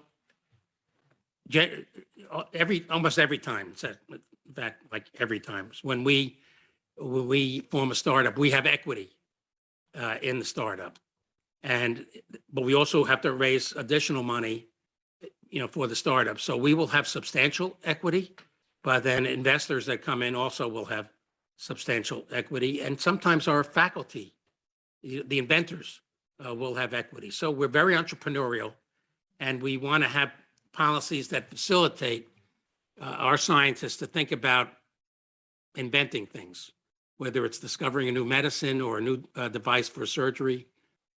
We are providing the infrastructure to do that. For example, in surgery, we're about to establish a surgical innovations center for our surgeons who have novel ideas on developing new devices for surgery.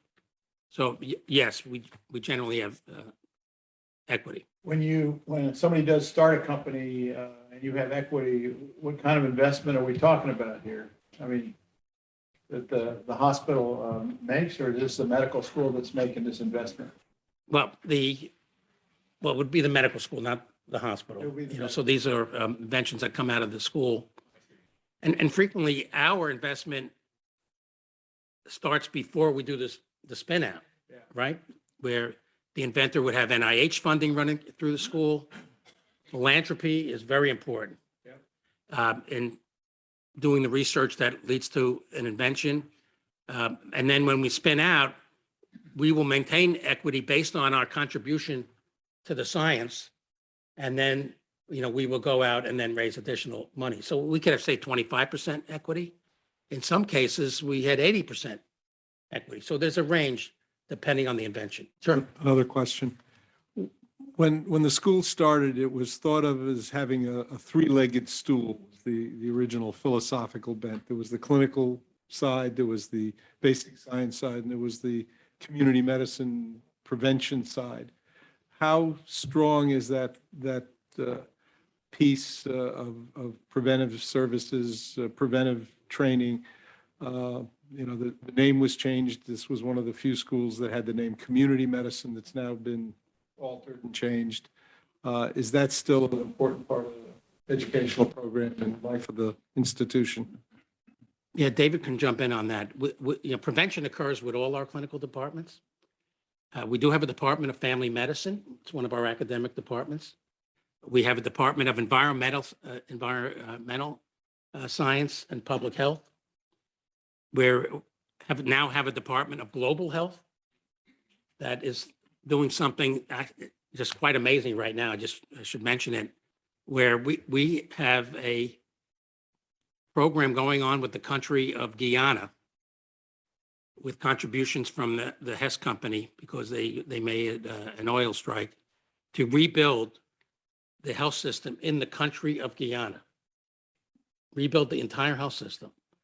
And our Department of Global Health, under the leadership of Rachel Freeman, is doing that. So that's going to be an amazing story and it includes providing health clinics in the rural areas of Guyana, better ways of screening for diabetes and hypertension.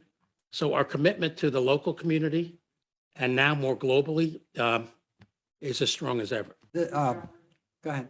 You know, drug development is just too important to leave the big pharma, which has other goals.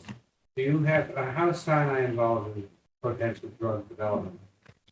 Yeah, so it's a big part of our financial model that we make these discoveries and either spin it out based on, say, finding a new drug or partnering. Now, most of the time when we discover a new treatment, like in my case, ketamine, we had to do phase 3 studies, which can cost tens, if not hundreds of millions of dollars. So we have the patent, it's our invention, and then we partner, license to a big pharma, and then but we get royalties, substantial royalties out of that go back into the school.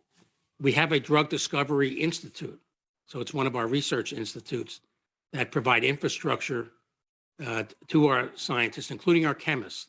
So we've recruited a fair number of chemists that work for us to develop new molecules that ultimately can be made into drugs. I'll give you one example that could be a game changer if it tends to work out. One of our basic and clinical researchers in diabetes, Andy Stewart, has found in his animal models that if you give a combination of an available cancer drug with another compound called harmine, the pancreas synthesizes beta cells. That has never been shown before. We've had harmine made, and we're now doing a clinical study in healthy subjects to do phase 1, getting the right dose of harmine, which we will find, and then we'll give it with the existing available anti-cancer drug, which is safe. And if that works to synthesize beta cells, that's a game changer for the treatment of diabetes. We have the patent. We're going to do up to phase 2, and then we will license it. But it all happened at Mount Sinai. So that's just some examples. Future depends on pharmaceutical research, and their goals are different. They want to protect their little patents, and we're not that. And except for something like tirzepatide, they don't think in a big way in terms of what's possible for the future. It's only for the short term. So it's very encouraging that you have this innovative center develop working with chemists. Yeah, we have chemists on the faculty. Getting to Michael's question, the Department of Dermatology is what has brought drugs to the market through Dr. Levenwall, Gutman, for 2 major diseases of atopic dermatitis and psoriasis. Right.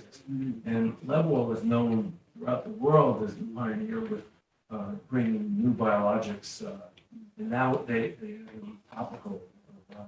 So those 2 diseases account for a lot of office visits and not so much anymore. So he's devoted his whole life to that. That's right. We've got many examples of that. It's part of our mission. If we don't do it, who's going to do it? Well, they're going to do it eventually, but they're only thinking short term. But they don't do the science for the most part. So most of big pharma relies on academic places like Mount Sinai and NIH funding to take the inventions and then make drugs. But, so if you take that away, pharma has big problems. So we want to fill the gap.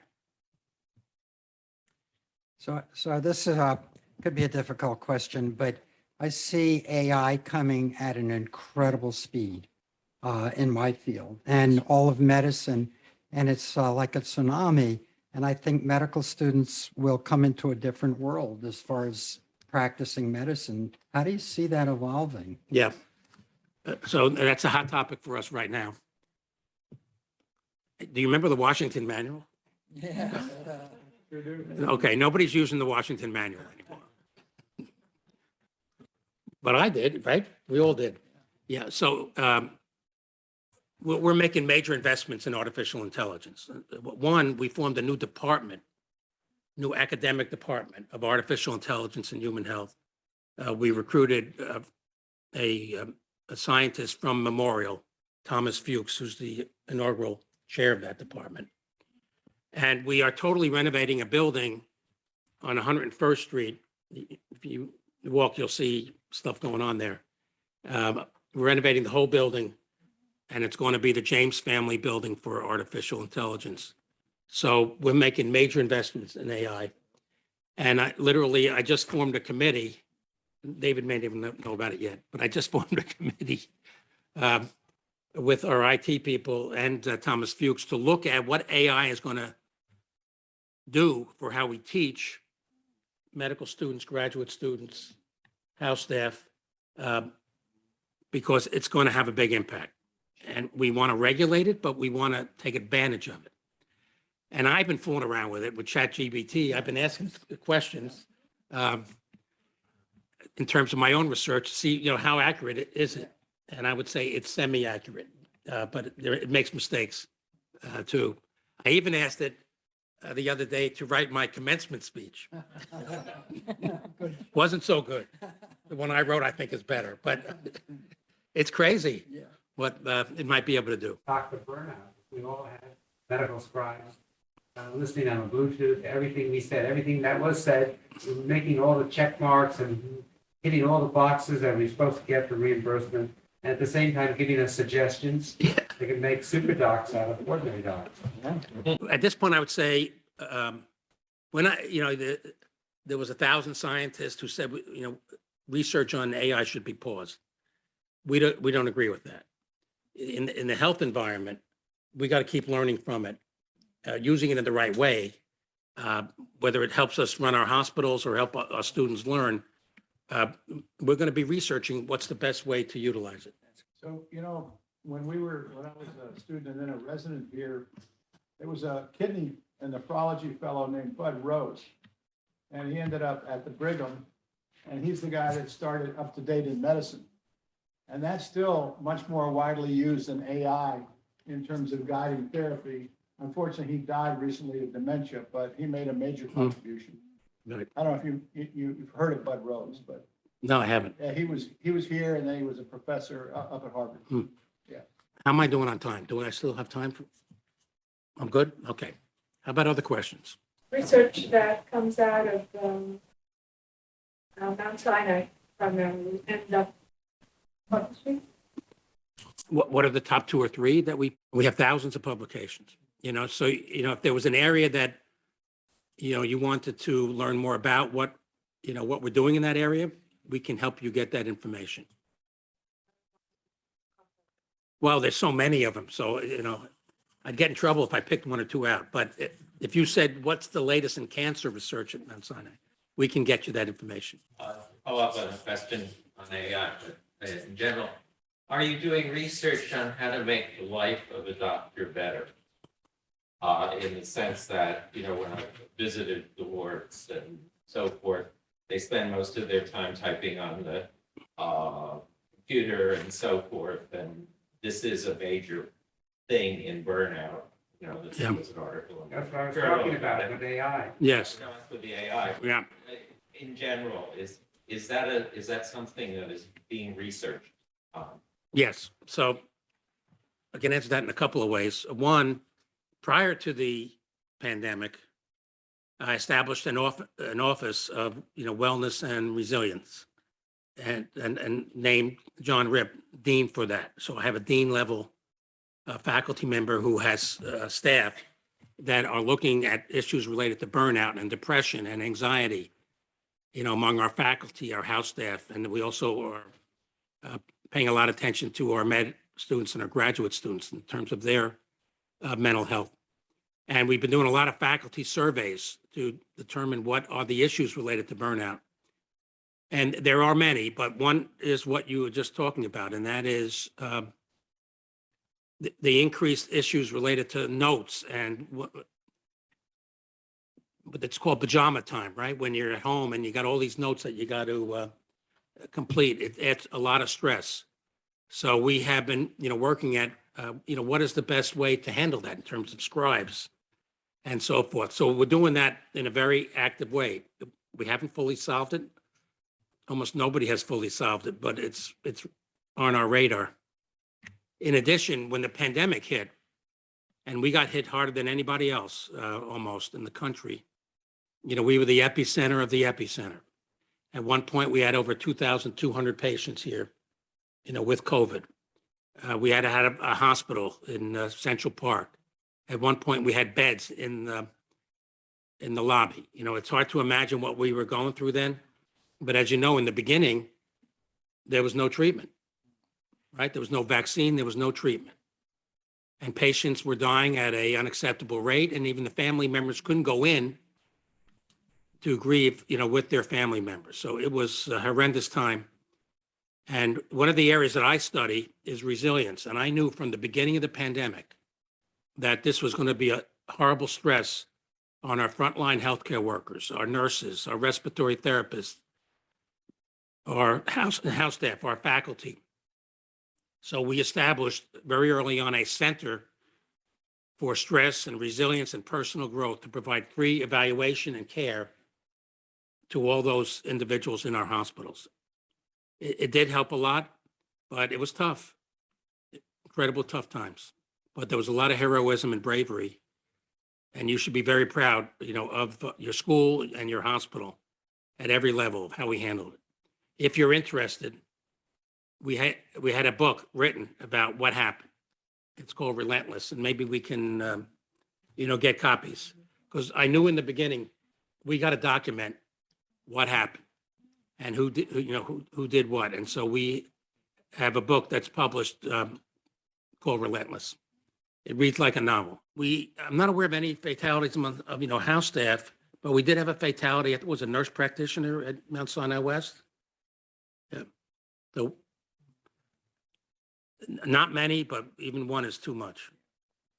And of course, a lot of people got COVID. Yep, including our faculty. I think the doctor that originally described COVID in China died from the disease. Yeah. When you look back, it's hard to imagine, right? When you think back what we were going through. Go back 100 years. Yeah. But when if you think of what, there are people in the audience here who were here, that March of April, May, June of 2020, was tough.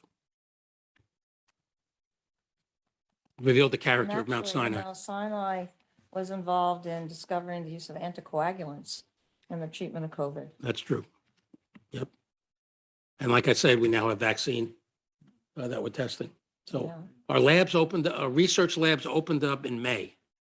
And we one of the first to reopen our research because we felt we had to be at the forefront of discovering new treatments and a better understanding of COVID. Yeah, some of the first antibody work was done here Right. at Mount Sinai. Right. The On COVID monoclonal antibodies. Yeah. Yeah. Mm-hmm. We're good? Okay. Thank you very much, and I'll see you tonight. Thank you very Okay. much. We appreciate Yeah. that. Hi. So in the time we have left, we wanted to chat with our panelists. I'll just take a second to introduce myself and then introduce our distinguished guests. And then we'll run through some questions. So my name is David Muller. I'm Dean for Medical Education. I oversee the MD program and share the MD PhD program with my counterpart in the graduate school. I've been at Sinai a little bit over 30 years since I was an intern. I did my internal medicine residency here and then stayed on, and a couple of colleagues and I started what's called a visiting doctors program. We take care of people who are homebound throughout Manhattan. And then I've been in this role in medical education for almost 20 years in the medical school. So it's been fun. It's a lot of hard work, as we all know. And it's been an absolute privilege for me to be part of the history of an institution like this. That dates back, of course, we know to the 1850s as a hospital, but as a medical school in a relatively short amount of time has changed the world. And that's really something very, very special, and you've all been a big part of it. So I want to welcome all of our panelists from the classes you can see kind of up on the cards, the tent cards. And I'll just say something quickly. Oh, you know what? We have till half an hour. So I'm going to dispense with some of the formality first and maybe just go along the row here and ask that you say just a couple of things about yourself professionally, personally, to introduce yourself to the audience. I think it'll be more interesting and more fun than me reading off a bunch of bullets for everyone. Okay. So, Dr. Grimm, if you can go Okay. first. Okay, I'm Kathy Teets Grimm, and I transferred to Mount Sinai from Rutgers Medical School, which was also a brand-new medical school. So my class at Rutgers started out at 16. There's 2 girls, me and my good friend Sandy Moss. And both Sandy and I transferred to Mount Sinai for our last 2 years of medical school. And it was my first time living in New York. I'm from New Jersey originally, but I always heard positive things about New York because my mother came from an immigrant family and they had lived in the South Bronx, and she only had good things to say about New York. So I love living in New York. And so I actually ended up doing my internship and residency at Johns Hopkins.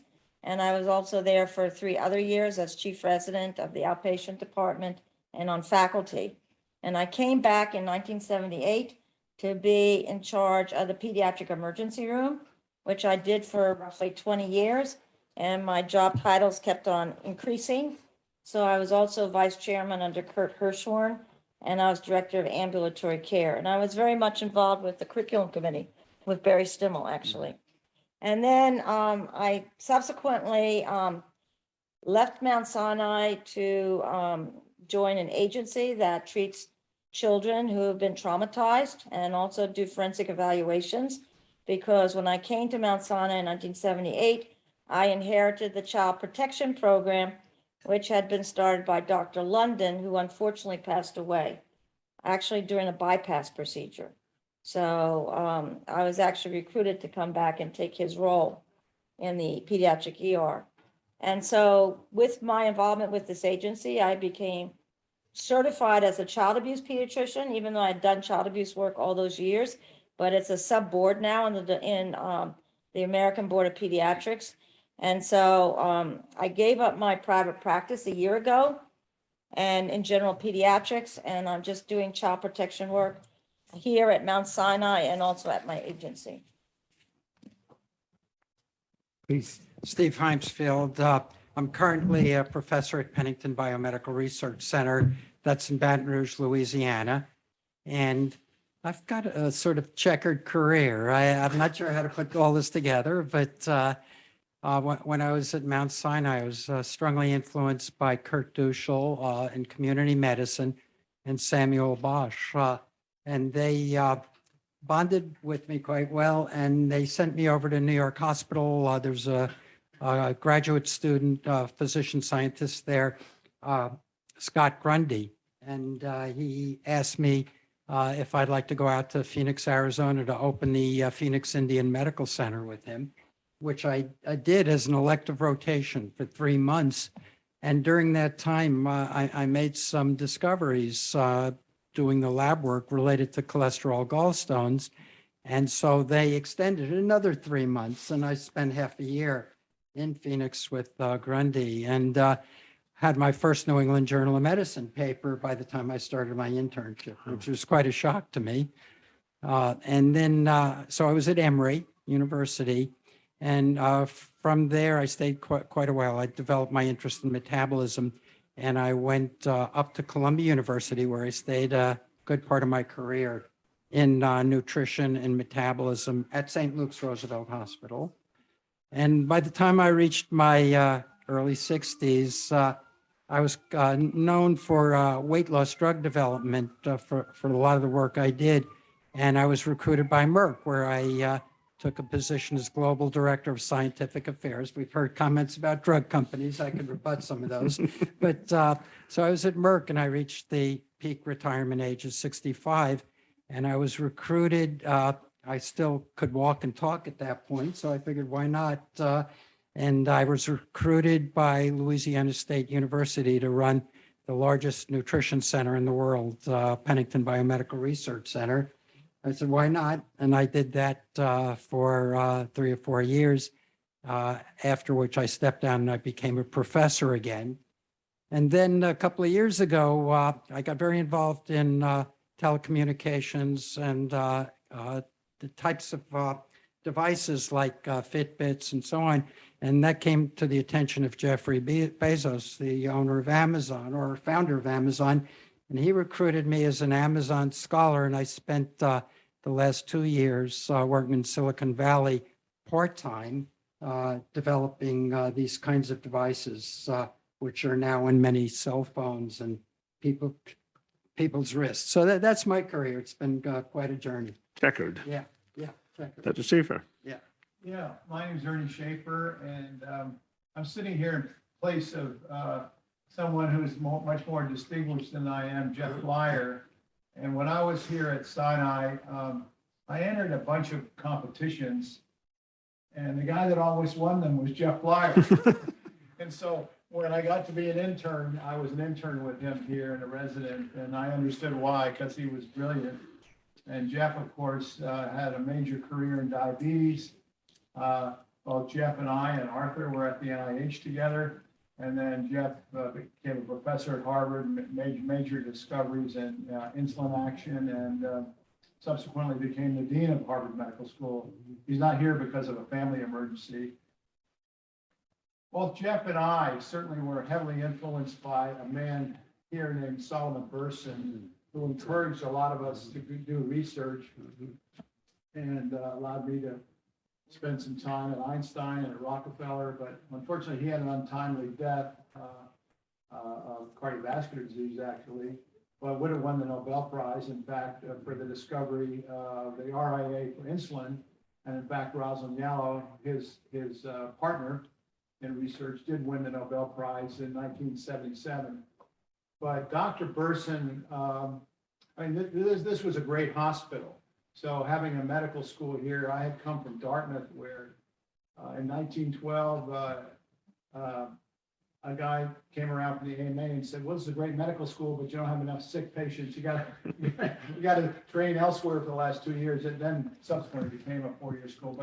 But Mount Sinai had great clinicians, but thanks to people like Dr. Burson, it also had a tremendous emphasis on research and encouraging people to do research, in my case, in cardiovascular at the NIH and then at Tufts Medical. And then in 2007, I founded a lab called Boston Heart Diagnostics. So I'm going to now pass the baton on to my good friend, Arthur Frank. Thank you.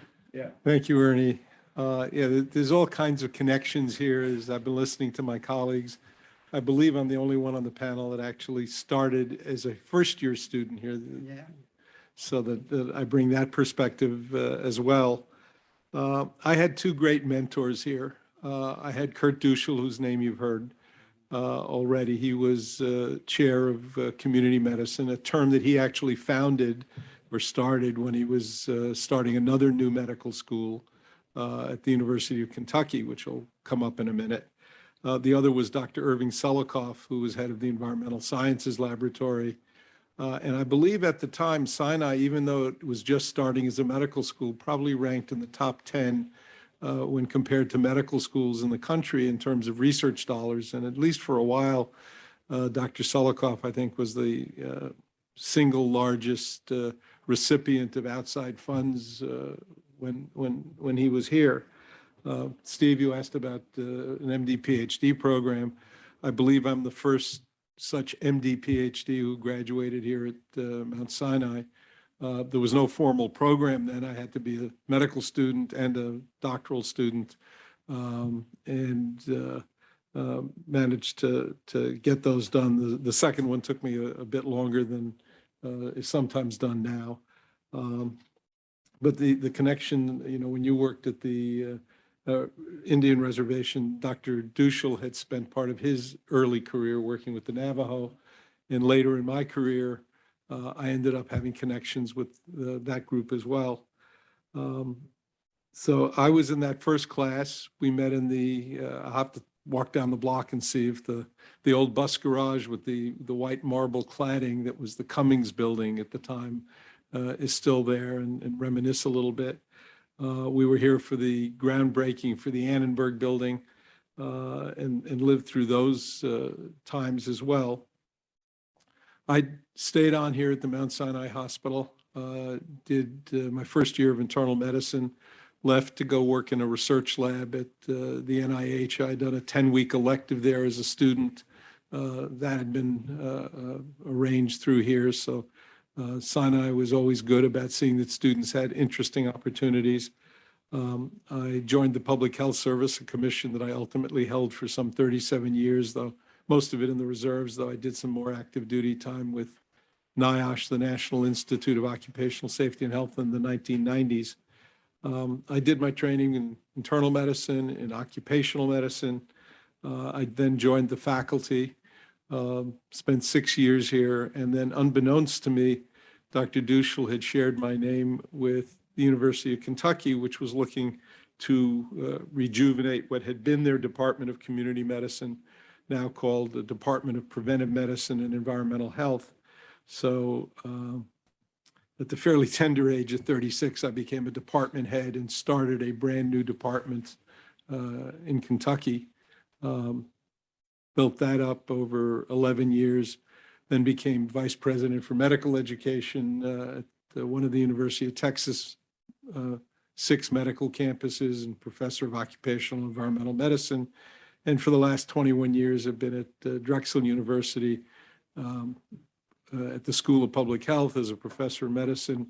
And even though I have no engineering training, I work a lot with the environmental engineers, so I'm a professor of environmental engineering as well. I have a son who's an MD, PhD, who has a honest to God engineering degree, which I agree with Dr. Charney was not common in medical education for many years. He now does lymphoma work and is an oncologist, but has an MIT engineering degree. And so he said to me one day, "Dad, how could you be a professor of engineering? You don't know any engineering." I said, "You may have the degree, but I'm the professor." But I recognize that he has more than one leg up on me on that. I've had a fascinating academic career. I think that's what MD, PhDs tend to do. My work has taken me literally all over the world. 36 trips to India. I leave for there again next week to train occupational physicians there. 20 visits to China. I've been doing research there since 1991. South America, Mongolia, much of Europe. Still working actively, still publishing. What I learned from Dr. Selikoff obviously was something about asbestos, and have carried on in that tradition, and have tried to bring public health to the fore, even though we're still fighting to get asbestos banned as a legal product in this country. 70 countries around the world have banned asbestos. We're the only industrialized country where it's legal to still use that stuff to kill people with. Have gotten involved with some colleagues and have had a role in Brazil banning it, in the country of Colombia and South America banning it, and spend part of my time, as I have for 45 years, going to court 99% of the time for injured workers or family members who've been injured, testifying in court, mostly over asbestos disease, but other occupational and environmental exposures. So again, a somewhat checkered career. Thank you. Yeah. A variety of different things, but there's not a day that goes by that Sinai and the education and the experiences I had here don't play a role in literally my day-to-day activities. And it is so interesting to hear the difference between what the impression of a medical student is when they first start the process, which is, I'm going to come to medical school, I'm going to be a doctor. It's a pretty straight line to whatever the goal is going to be. And the reality is that most of us take a pretty winding path and would never have anticipated where we had ended up. So I'm going to go a little bit off script in terms of the questions I have, because I want to ask questions that more are related to things that have come up already. And before I do that, I think some of us have a red light still on the mic. If you hit your button, it should go green. Thank you. Okay. So one of the questions that came up was about diversity in all of its forms, ways, shapes, and forms. And that is something that we've been very focused on, as Dr. Charney said before, including creating pathways to medical school. He mentioned the Humanities and Medicine program we've had for the last 5 years, a special pathway, admissions pathway for folks from the armed forces. And so I imagine when each of you showed up here, whenever it is you showed up for first year or third year, I'm curious if there are any stories you have about the folks in your class, in your sort of first impressions of the people around you, or maybe even a story or two about people you met who are coming from unexpected places, however you might define that. So feel free. I think Dr. Schaefer, you're still red, so we're not going to call on you. There we go. Okay. So actually, when I got here, Ken Edelson was my roommate. But after 6 months, I got married. But he was an interesting fellow. And our other roommate was Marshall Perlman, who was also a very interesting guy and became a radiologist. But Ken, of course, is a big-time dermatologist and also has made a lot of contributions and will make a lot of contributions to the school. So for me, Mount Sinai was terrific because at Dartmouth in physical education, we were taught the WEED system, there was a professor at the University of Vermont. He had to use this 100 item questionnaire. And by the time you were finished with the questionnaire, both the patient and you were asleep. So I get here and Dr. Skleroff says, well, when you encounter the patient, first thing you ask is, what's the problem? And I could really relate to that. So this was a great clinical experience for us. And there were so many great physicians here. I don't want to enumerate all of them, but it was a great hospital. So certainly for the last 2 years, the clinical experience was really second to none. Thank you. Dr. Hamsfield, I feel like you were, yeah, and then Dr. Frank. So I had a roommate, Eugene Kawaguchi, who was from Hawaii, and he was a real Hawaiian, and he had a lot of trouble adapting to New York. I had to tell him that shoes were important to wear, and I'm not kidding about that. So I think it was a really good example of how important it is to cultivate these kinds of diverse people. And it was very difficult for him coming to New York from Hawaii. I already made the comment that we were a class that had more women than were usual at the time. Now more than 50% of medical students are women. More than 50% of law students are women now. So that's come a long way. But the fact that I'd been an anthropology major, somebody was an art history major, was pretty radical for those days, as was the early education here. They adopted what I guess had been started at Case Western, was subject matter teaching rather than organ system teaching rather than just subject by subject. So we had a pretty innovative kinds of educational program. And I think there's another comment that I'd like to make. The original name of Mount Sinai was the Jews Hospital. And while it is certainly a hospital that is no longer as strongly identified with that stripe and is certainly broadened out, there was still, 50, 55 years ago, this ethic that pervaded the institution.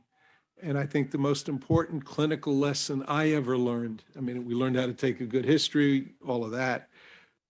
The lesson I've never forgotten was as a third-year student or second-year student learning physical diagnosis, my preceptor at the time simply said, treat every patient as if it was your grandmother. And that pervaded this place too, that the care was first rate. Thank you. I would say, well, as you know, our class was relatively small compared to what it is now. It was in the mid-30s. And, it was tough for the Hawaiians to adjust, because they weren't really used to the New York culture. And I think they were very happy to get back to the West Coast after they graduated. So I felt a little bit bad about that.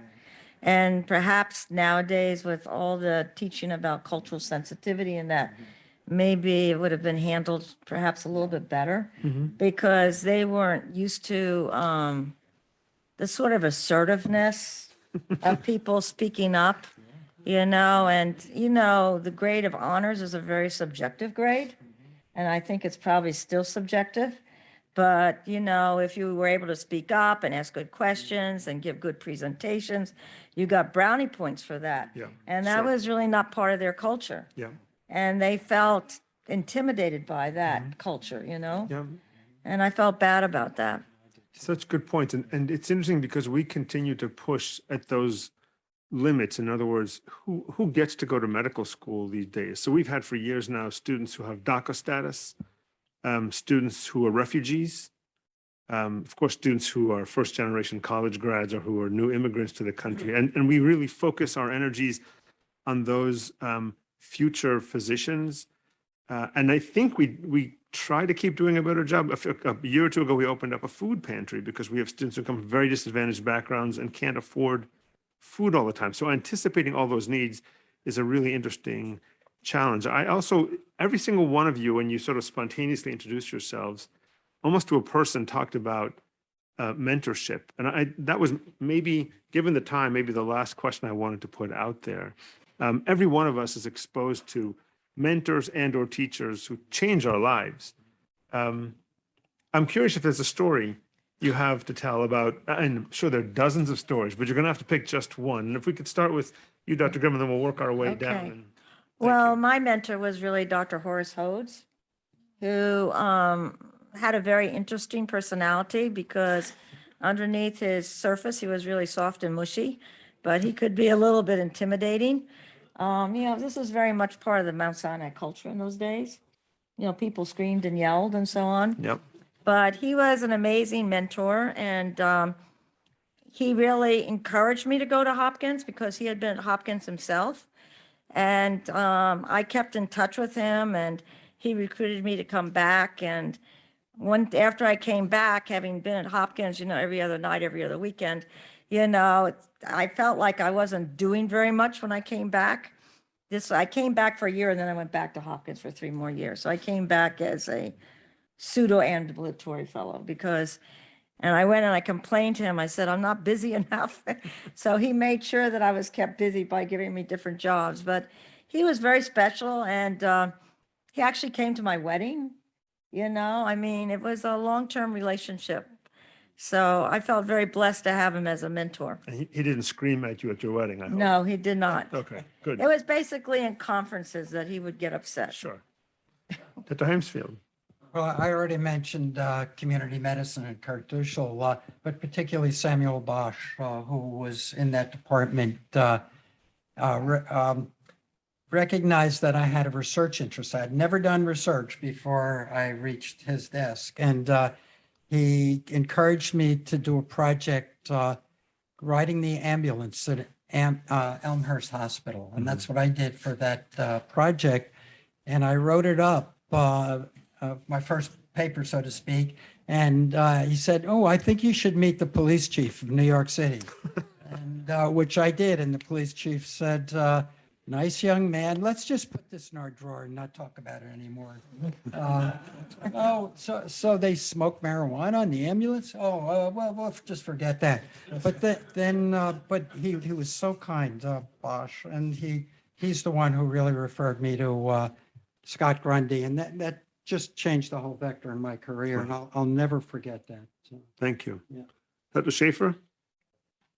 Yeah, so I rotated through the coronary care unit, and there was a guy there, famous guy, Charles K. Friedberg, and he got a better history than I did. But there were 3 patients that died the first week I was there. The care had been perfect, and so one of them had an autopsy, and he had severe diffuse atherosclerosis. So I asked Dr. Friedberg about the disease, and he said, well, why don't you go read about it? And so clearly high blood pressure, smoking, diabetes, but cholesterol was important.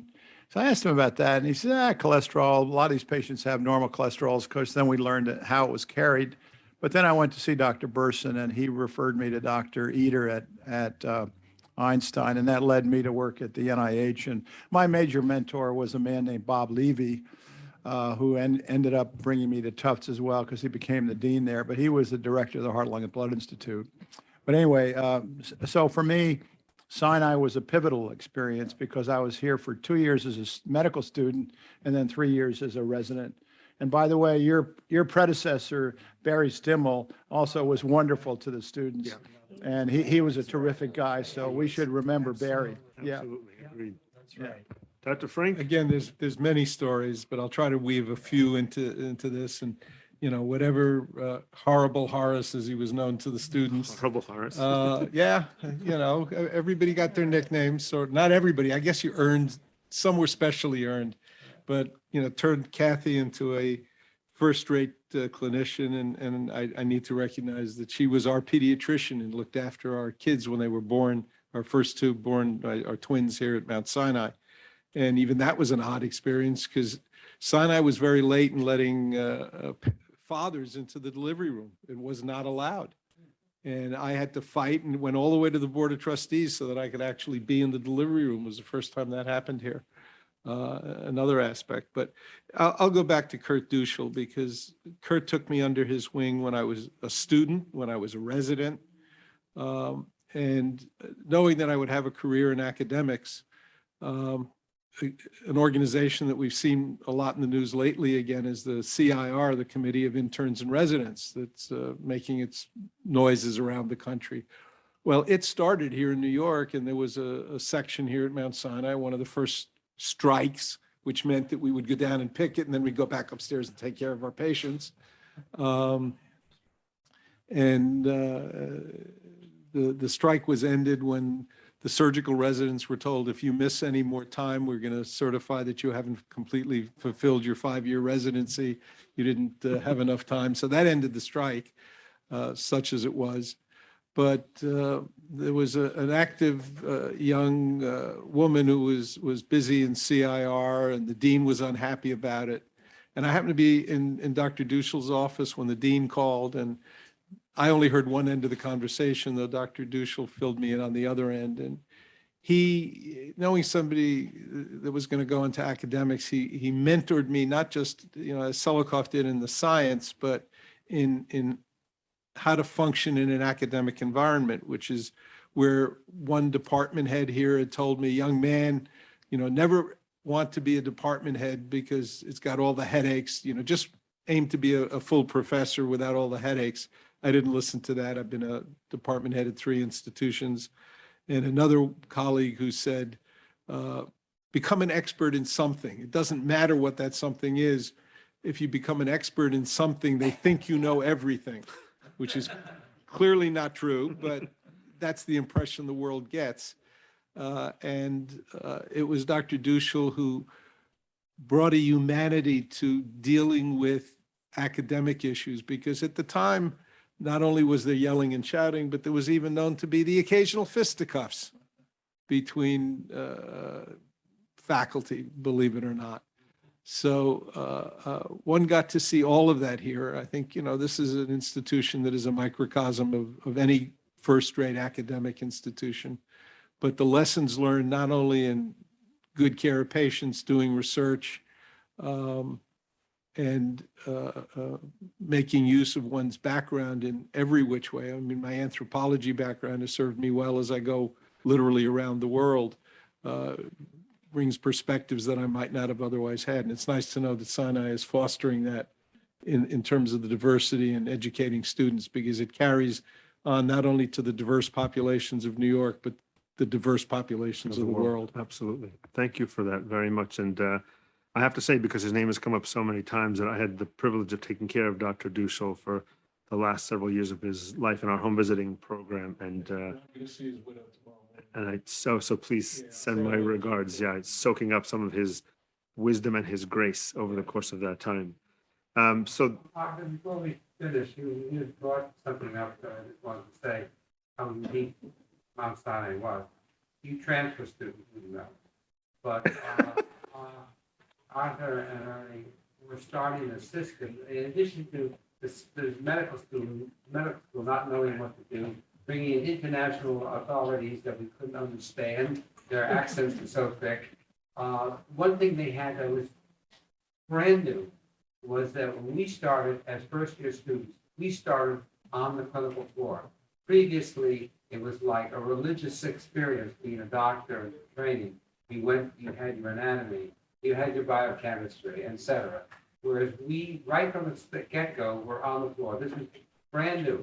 And this is one of the things that Sinai pushed right from the start and was one of the unique aspects of this medical school. Thank you for sharing that. It's interesting to see how that pendulum has swung back and forth over the ensuing decades, from early clinical exposure to not at all. When I was in medical school at NYU, we were forbidden. We were explicitly forbidden from entering the hospital until the first 2 years were over. So a very different experience there. And there's some time to take questions from the audience, and certainly if there are other comments from our panelists before we wrap up. Molly? Yeah.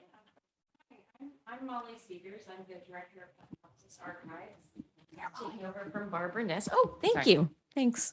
And I just wanted to say how excited I am to be here with all of you today. And it's my great honor and privilege to steward the school's history. And we have all the papers of Dr. Duschel and Selikoff, and it's an absolute honor. So I, as kind of the university archivist question was, what in your time do you think so as archivists, we're always talking about the past, but we're preserving it for the future. So what do you want the future to know about the beginnings of your experience here, the beginnings of the school, what was unique and how that affected your career? You've touched on it several different ways, but what do you want the future to know? I could make a quick comment, and that is the medical school was only 2 years old when my class started, or 1 year old really, and we had the most world-class faculty. So having tried to start a medical school myself, it's not an easy process, and it's very hard to build a faculty. So how did Mount Sinai put together people like Selikoff or Gutman or Popper, all these people were so world-class? How did that happen? Oh, there's a history to that. I mean, others may want to comment, but, you know, talking to Dr. Aufsis, for example, he had trained at Columbia, but, you know, couldn't get a surgical residency there. There was still a limitation at the more traditional medical schools about taking Jewish doctors. And it's interesting, all the names you've mentioned, you know, and many, not all, but most of the faculty here early on, you know, had come out of that tradition. They had other places that wouldn't take them for training, and they were not made welcome at the other institutions. That, by and large, has changed. It's not entirely gone, but, you know, the fact that this place started as the Jews' hospital, it was also the Jewish doctors' hospital. And so all the great people you had train you and train me were of that ilk. And I think that's part of it. And the comment I wanted to make for the archivist was, and it's nice to know that there's this formal humanities program and such, but the humanistic aspect of what this school was and still seems to be is one that should be highlighted in any sort of history of this place, that it was founded on Jewish traditions, and that there was a humanity to it that didn't always exist at other places. There was a culture too. Yeah, it was part of the culture. Sal Barson was a great violinist. Yeah. Yes. And there was an orchestra formed by members of the hospital. I think the other thing that's important to remember is that people love to teach. And so, you know, sometimes you can have a world-class researcher, but they find students to be sort of more of an annoyance, you know, and especially also when you have a senior physician who also sees private patients, and that's the way they garner their salary, by the number of private patients they see. Sometimes students are an annoyance. And I think we were very blessed because, you know, the school was new, there was a lot of enthusiasm, people loved to teach, and I think that we had an amazing education. And you remember those big, thick books we used to get that the faculty put together? Yeah. These were not textbooks. These were like things the faculty had put together that we should learn from. You know, it was really very, very special. And, you know, and we hope that the tradition continues.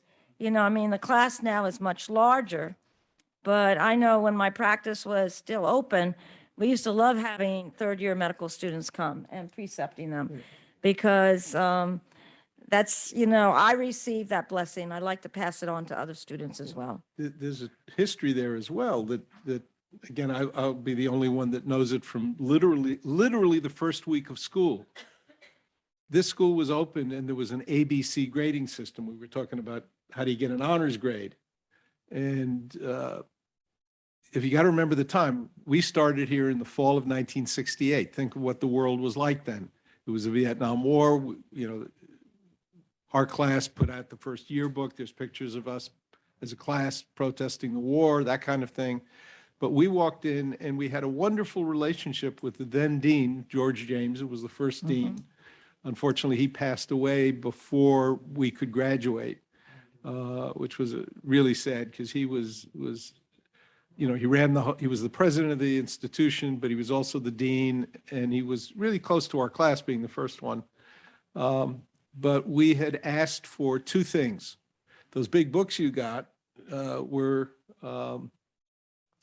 syllabi. We asked for syllabi. And the line that we used when we asked for that, it says, we want to know what's the core of medicine. You know, there's a lot of fluff and stuff. What's the core? And he said, yeah, I understand that. But he says, remember, it's like an apple. He says, what's the core today is the garbage tomorrow. Things do change, you know.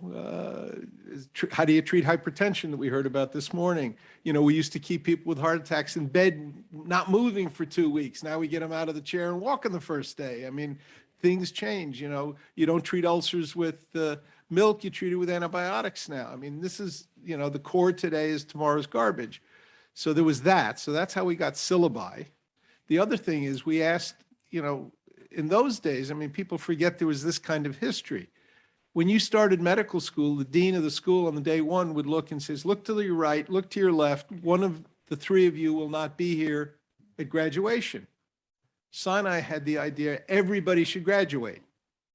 And so we picked up on that. And so we said, look, instead of competition among ourselves, how about we have a pass-fail system that will help each other so that we all pass?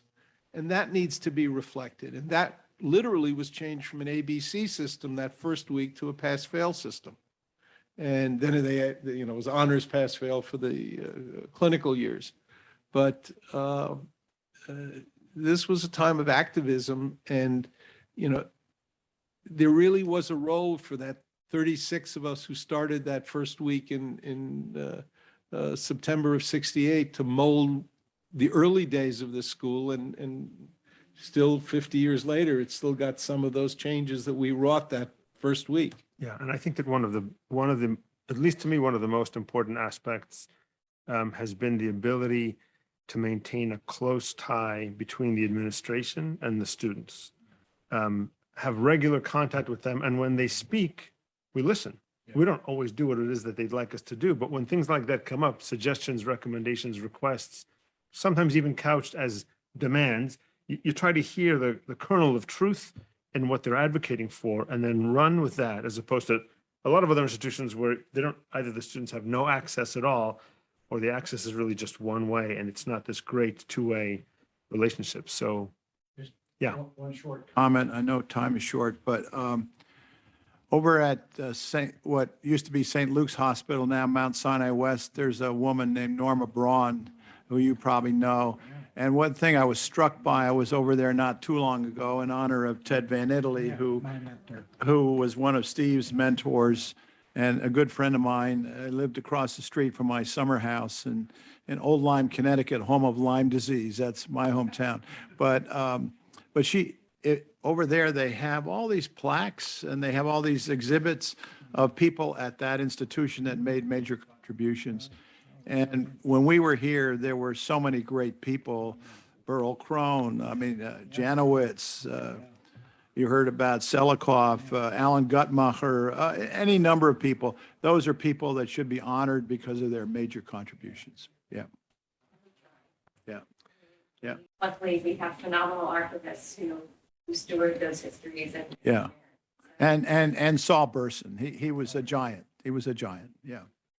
Any other questions? Oh, Oh, yes. just a comment about the culture during the time that Arthur mentioned. Martin Luther King was assassinated April 1968. I was a student at the University of Tennessee doing radiology when they brought him in. And so 3 months later, Robert Kennedy was assassinated. And the summer we started was the Woodstock Festival.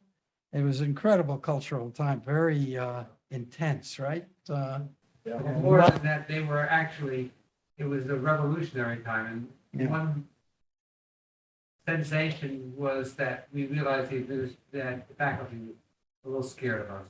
Yeah. And we liked that. Well, you did, right? No.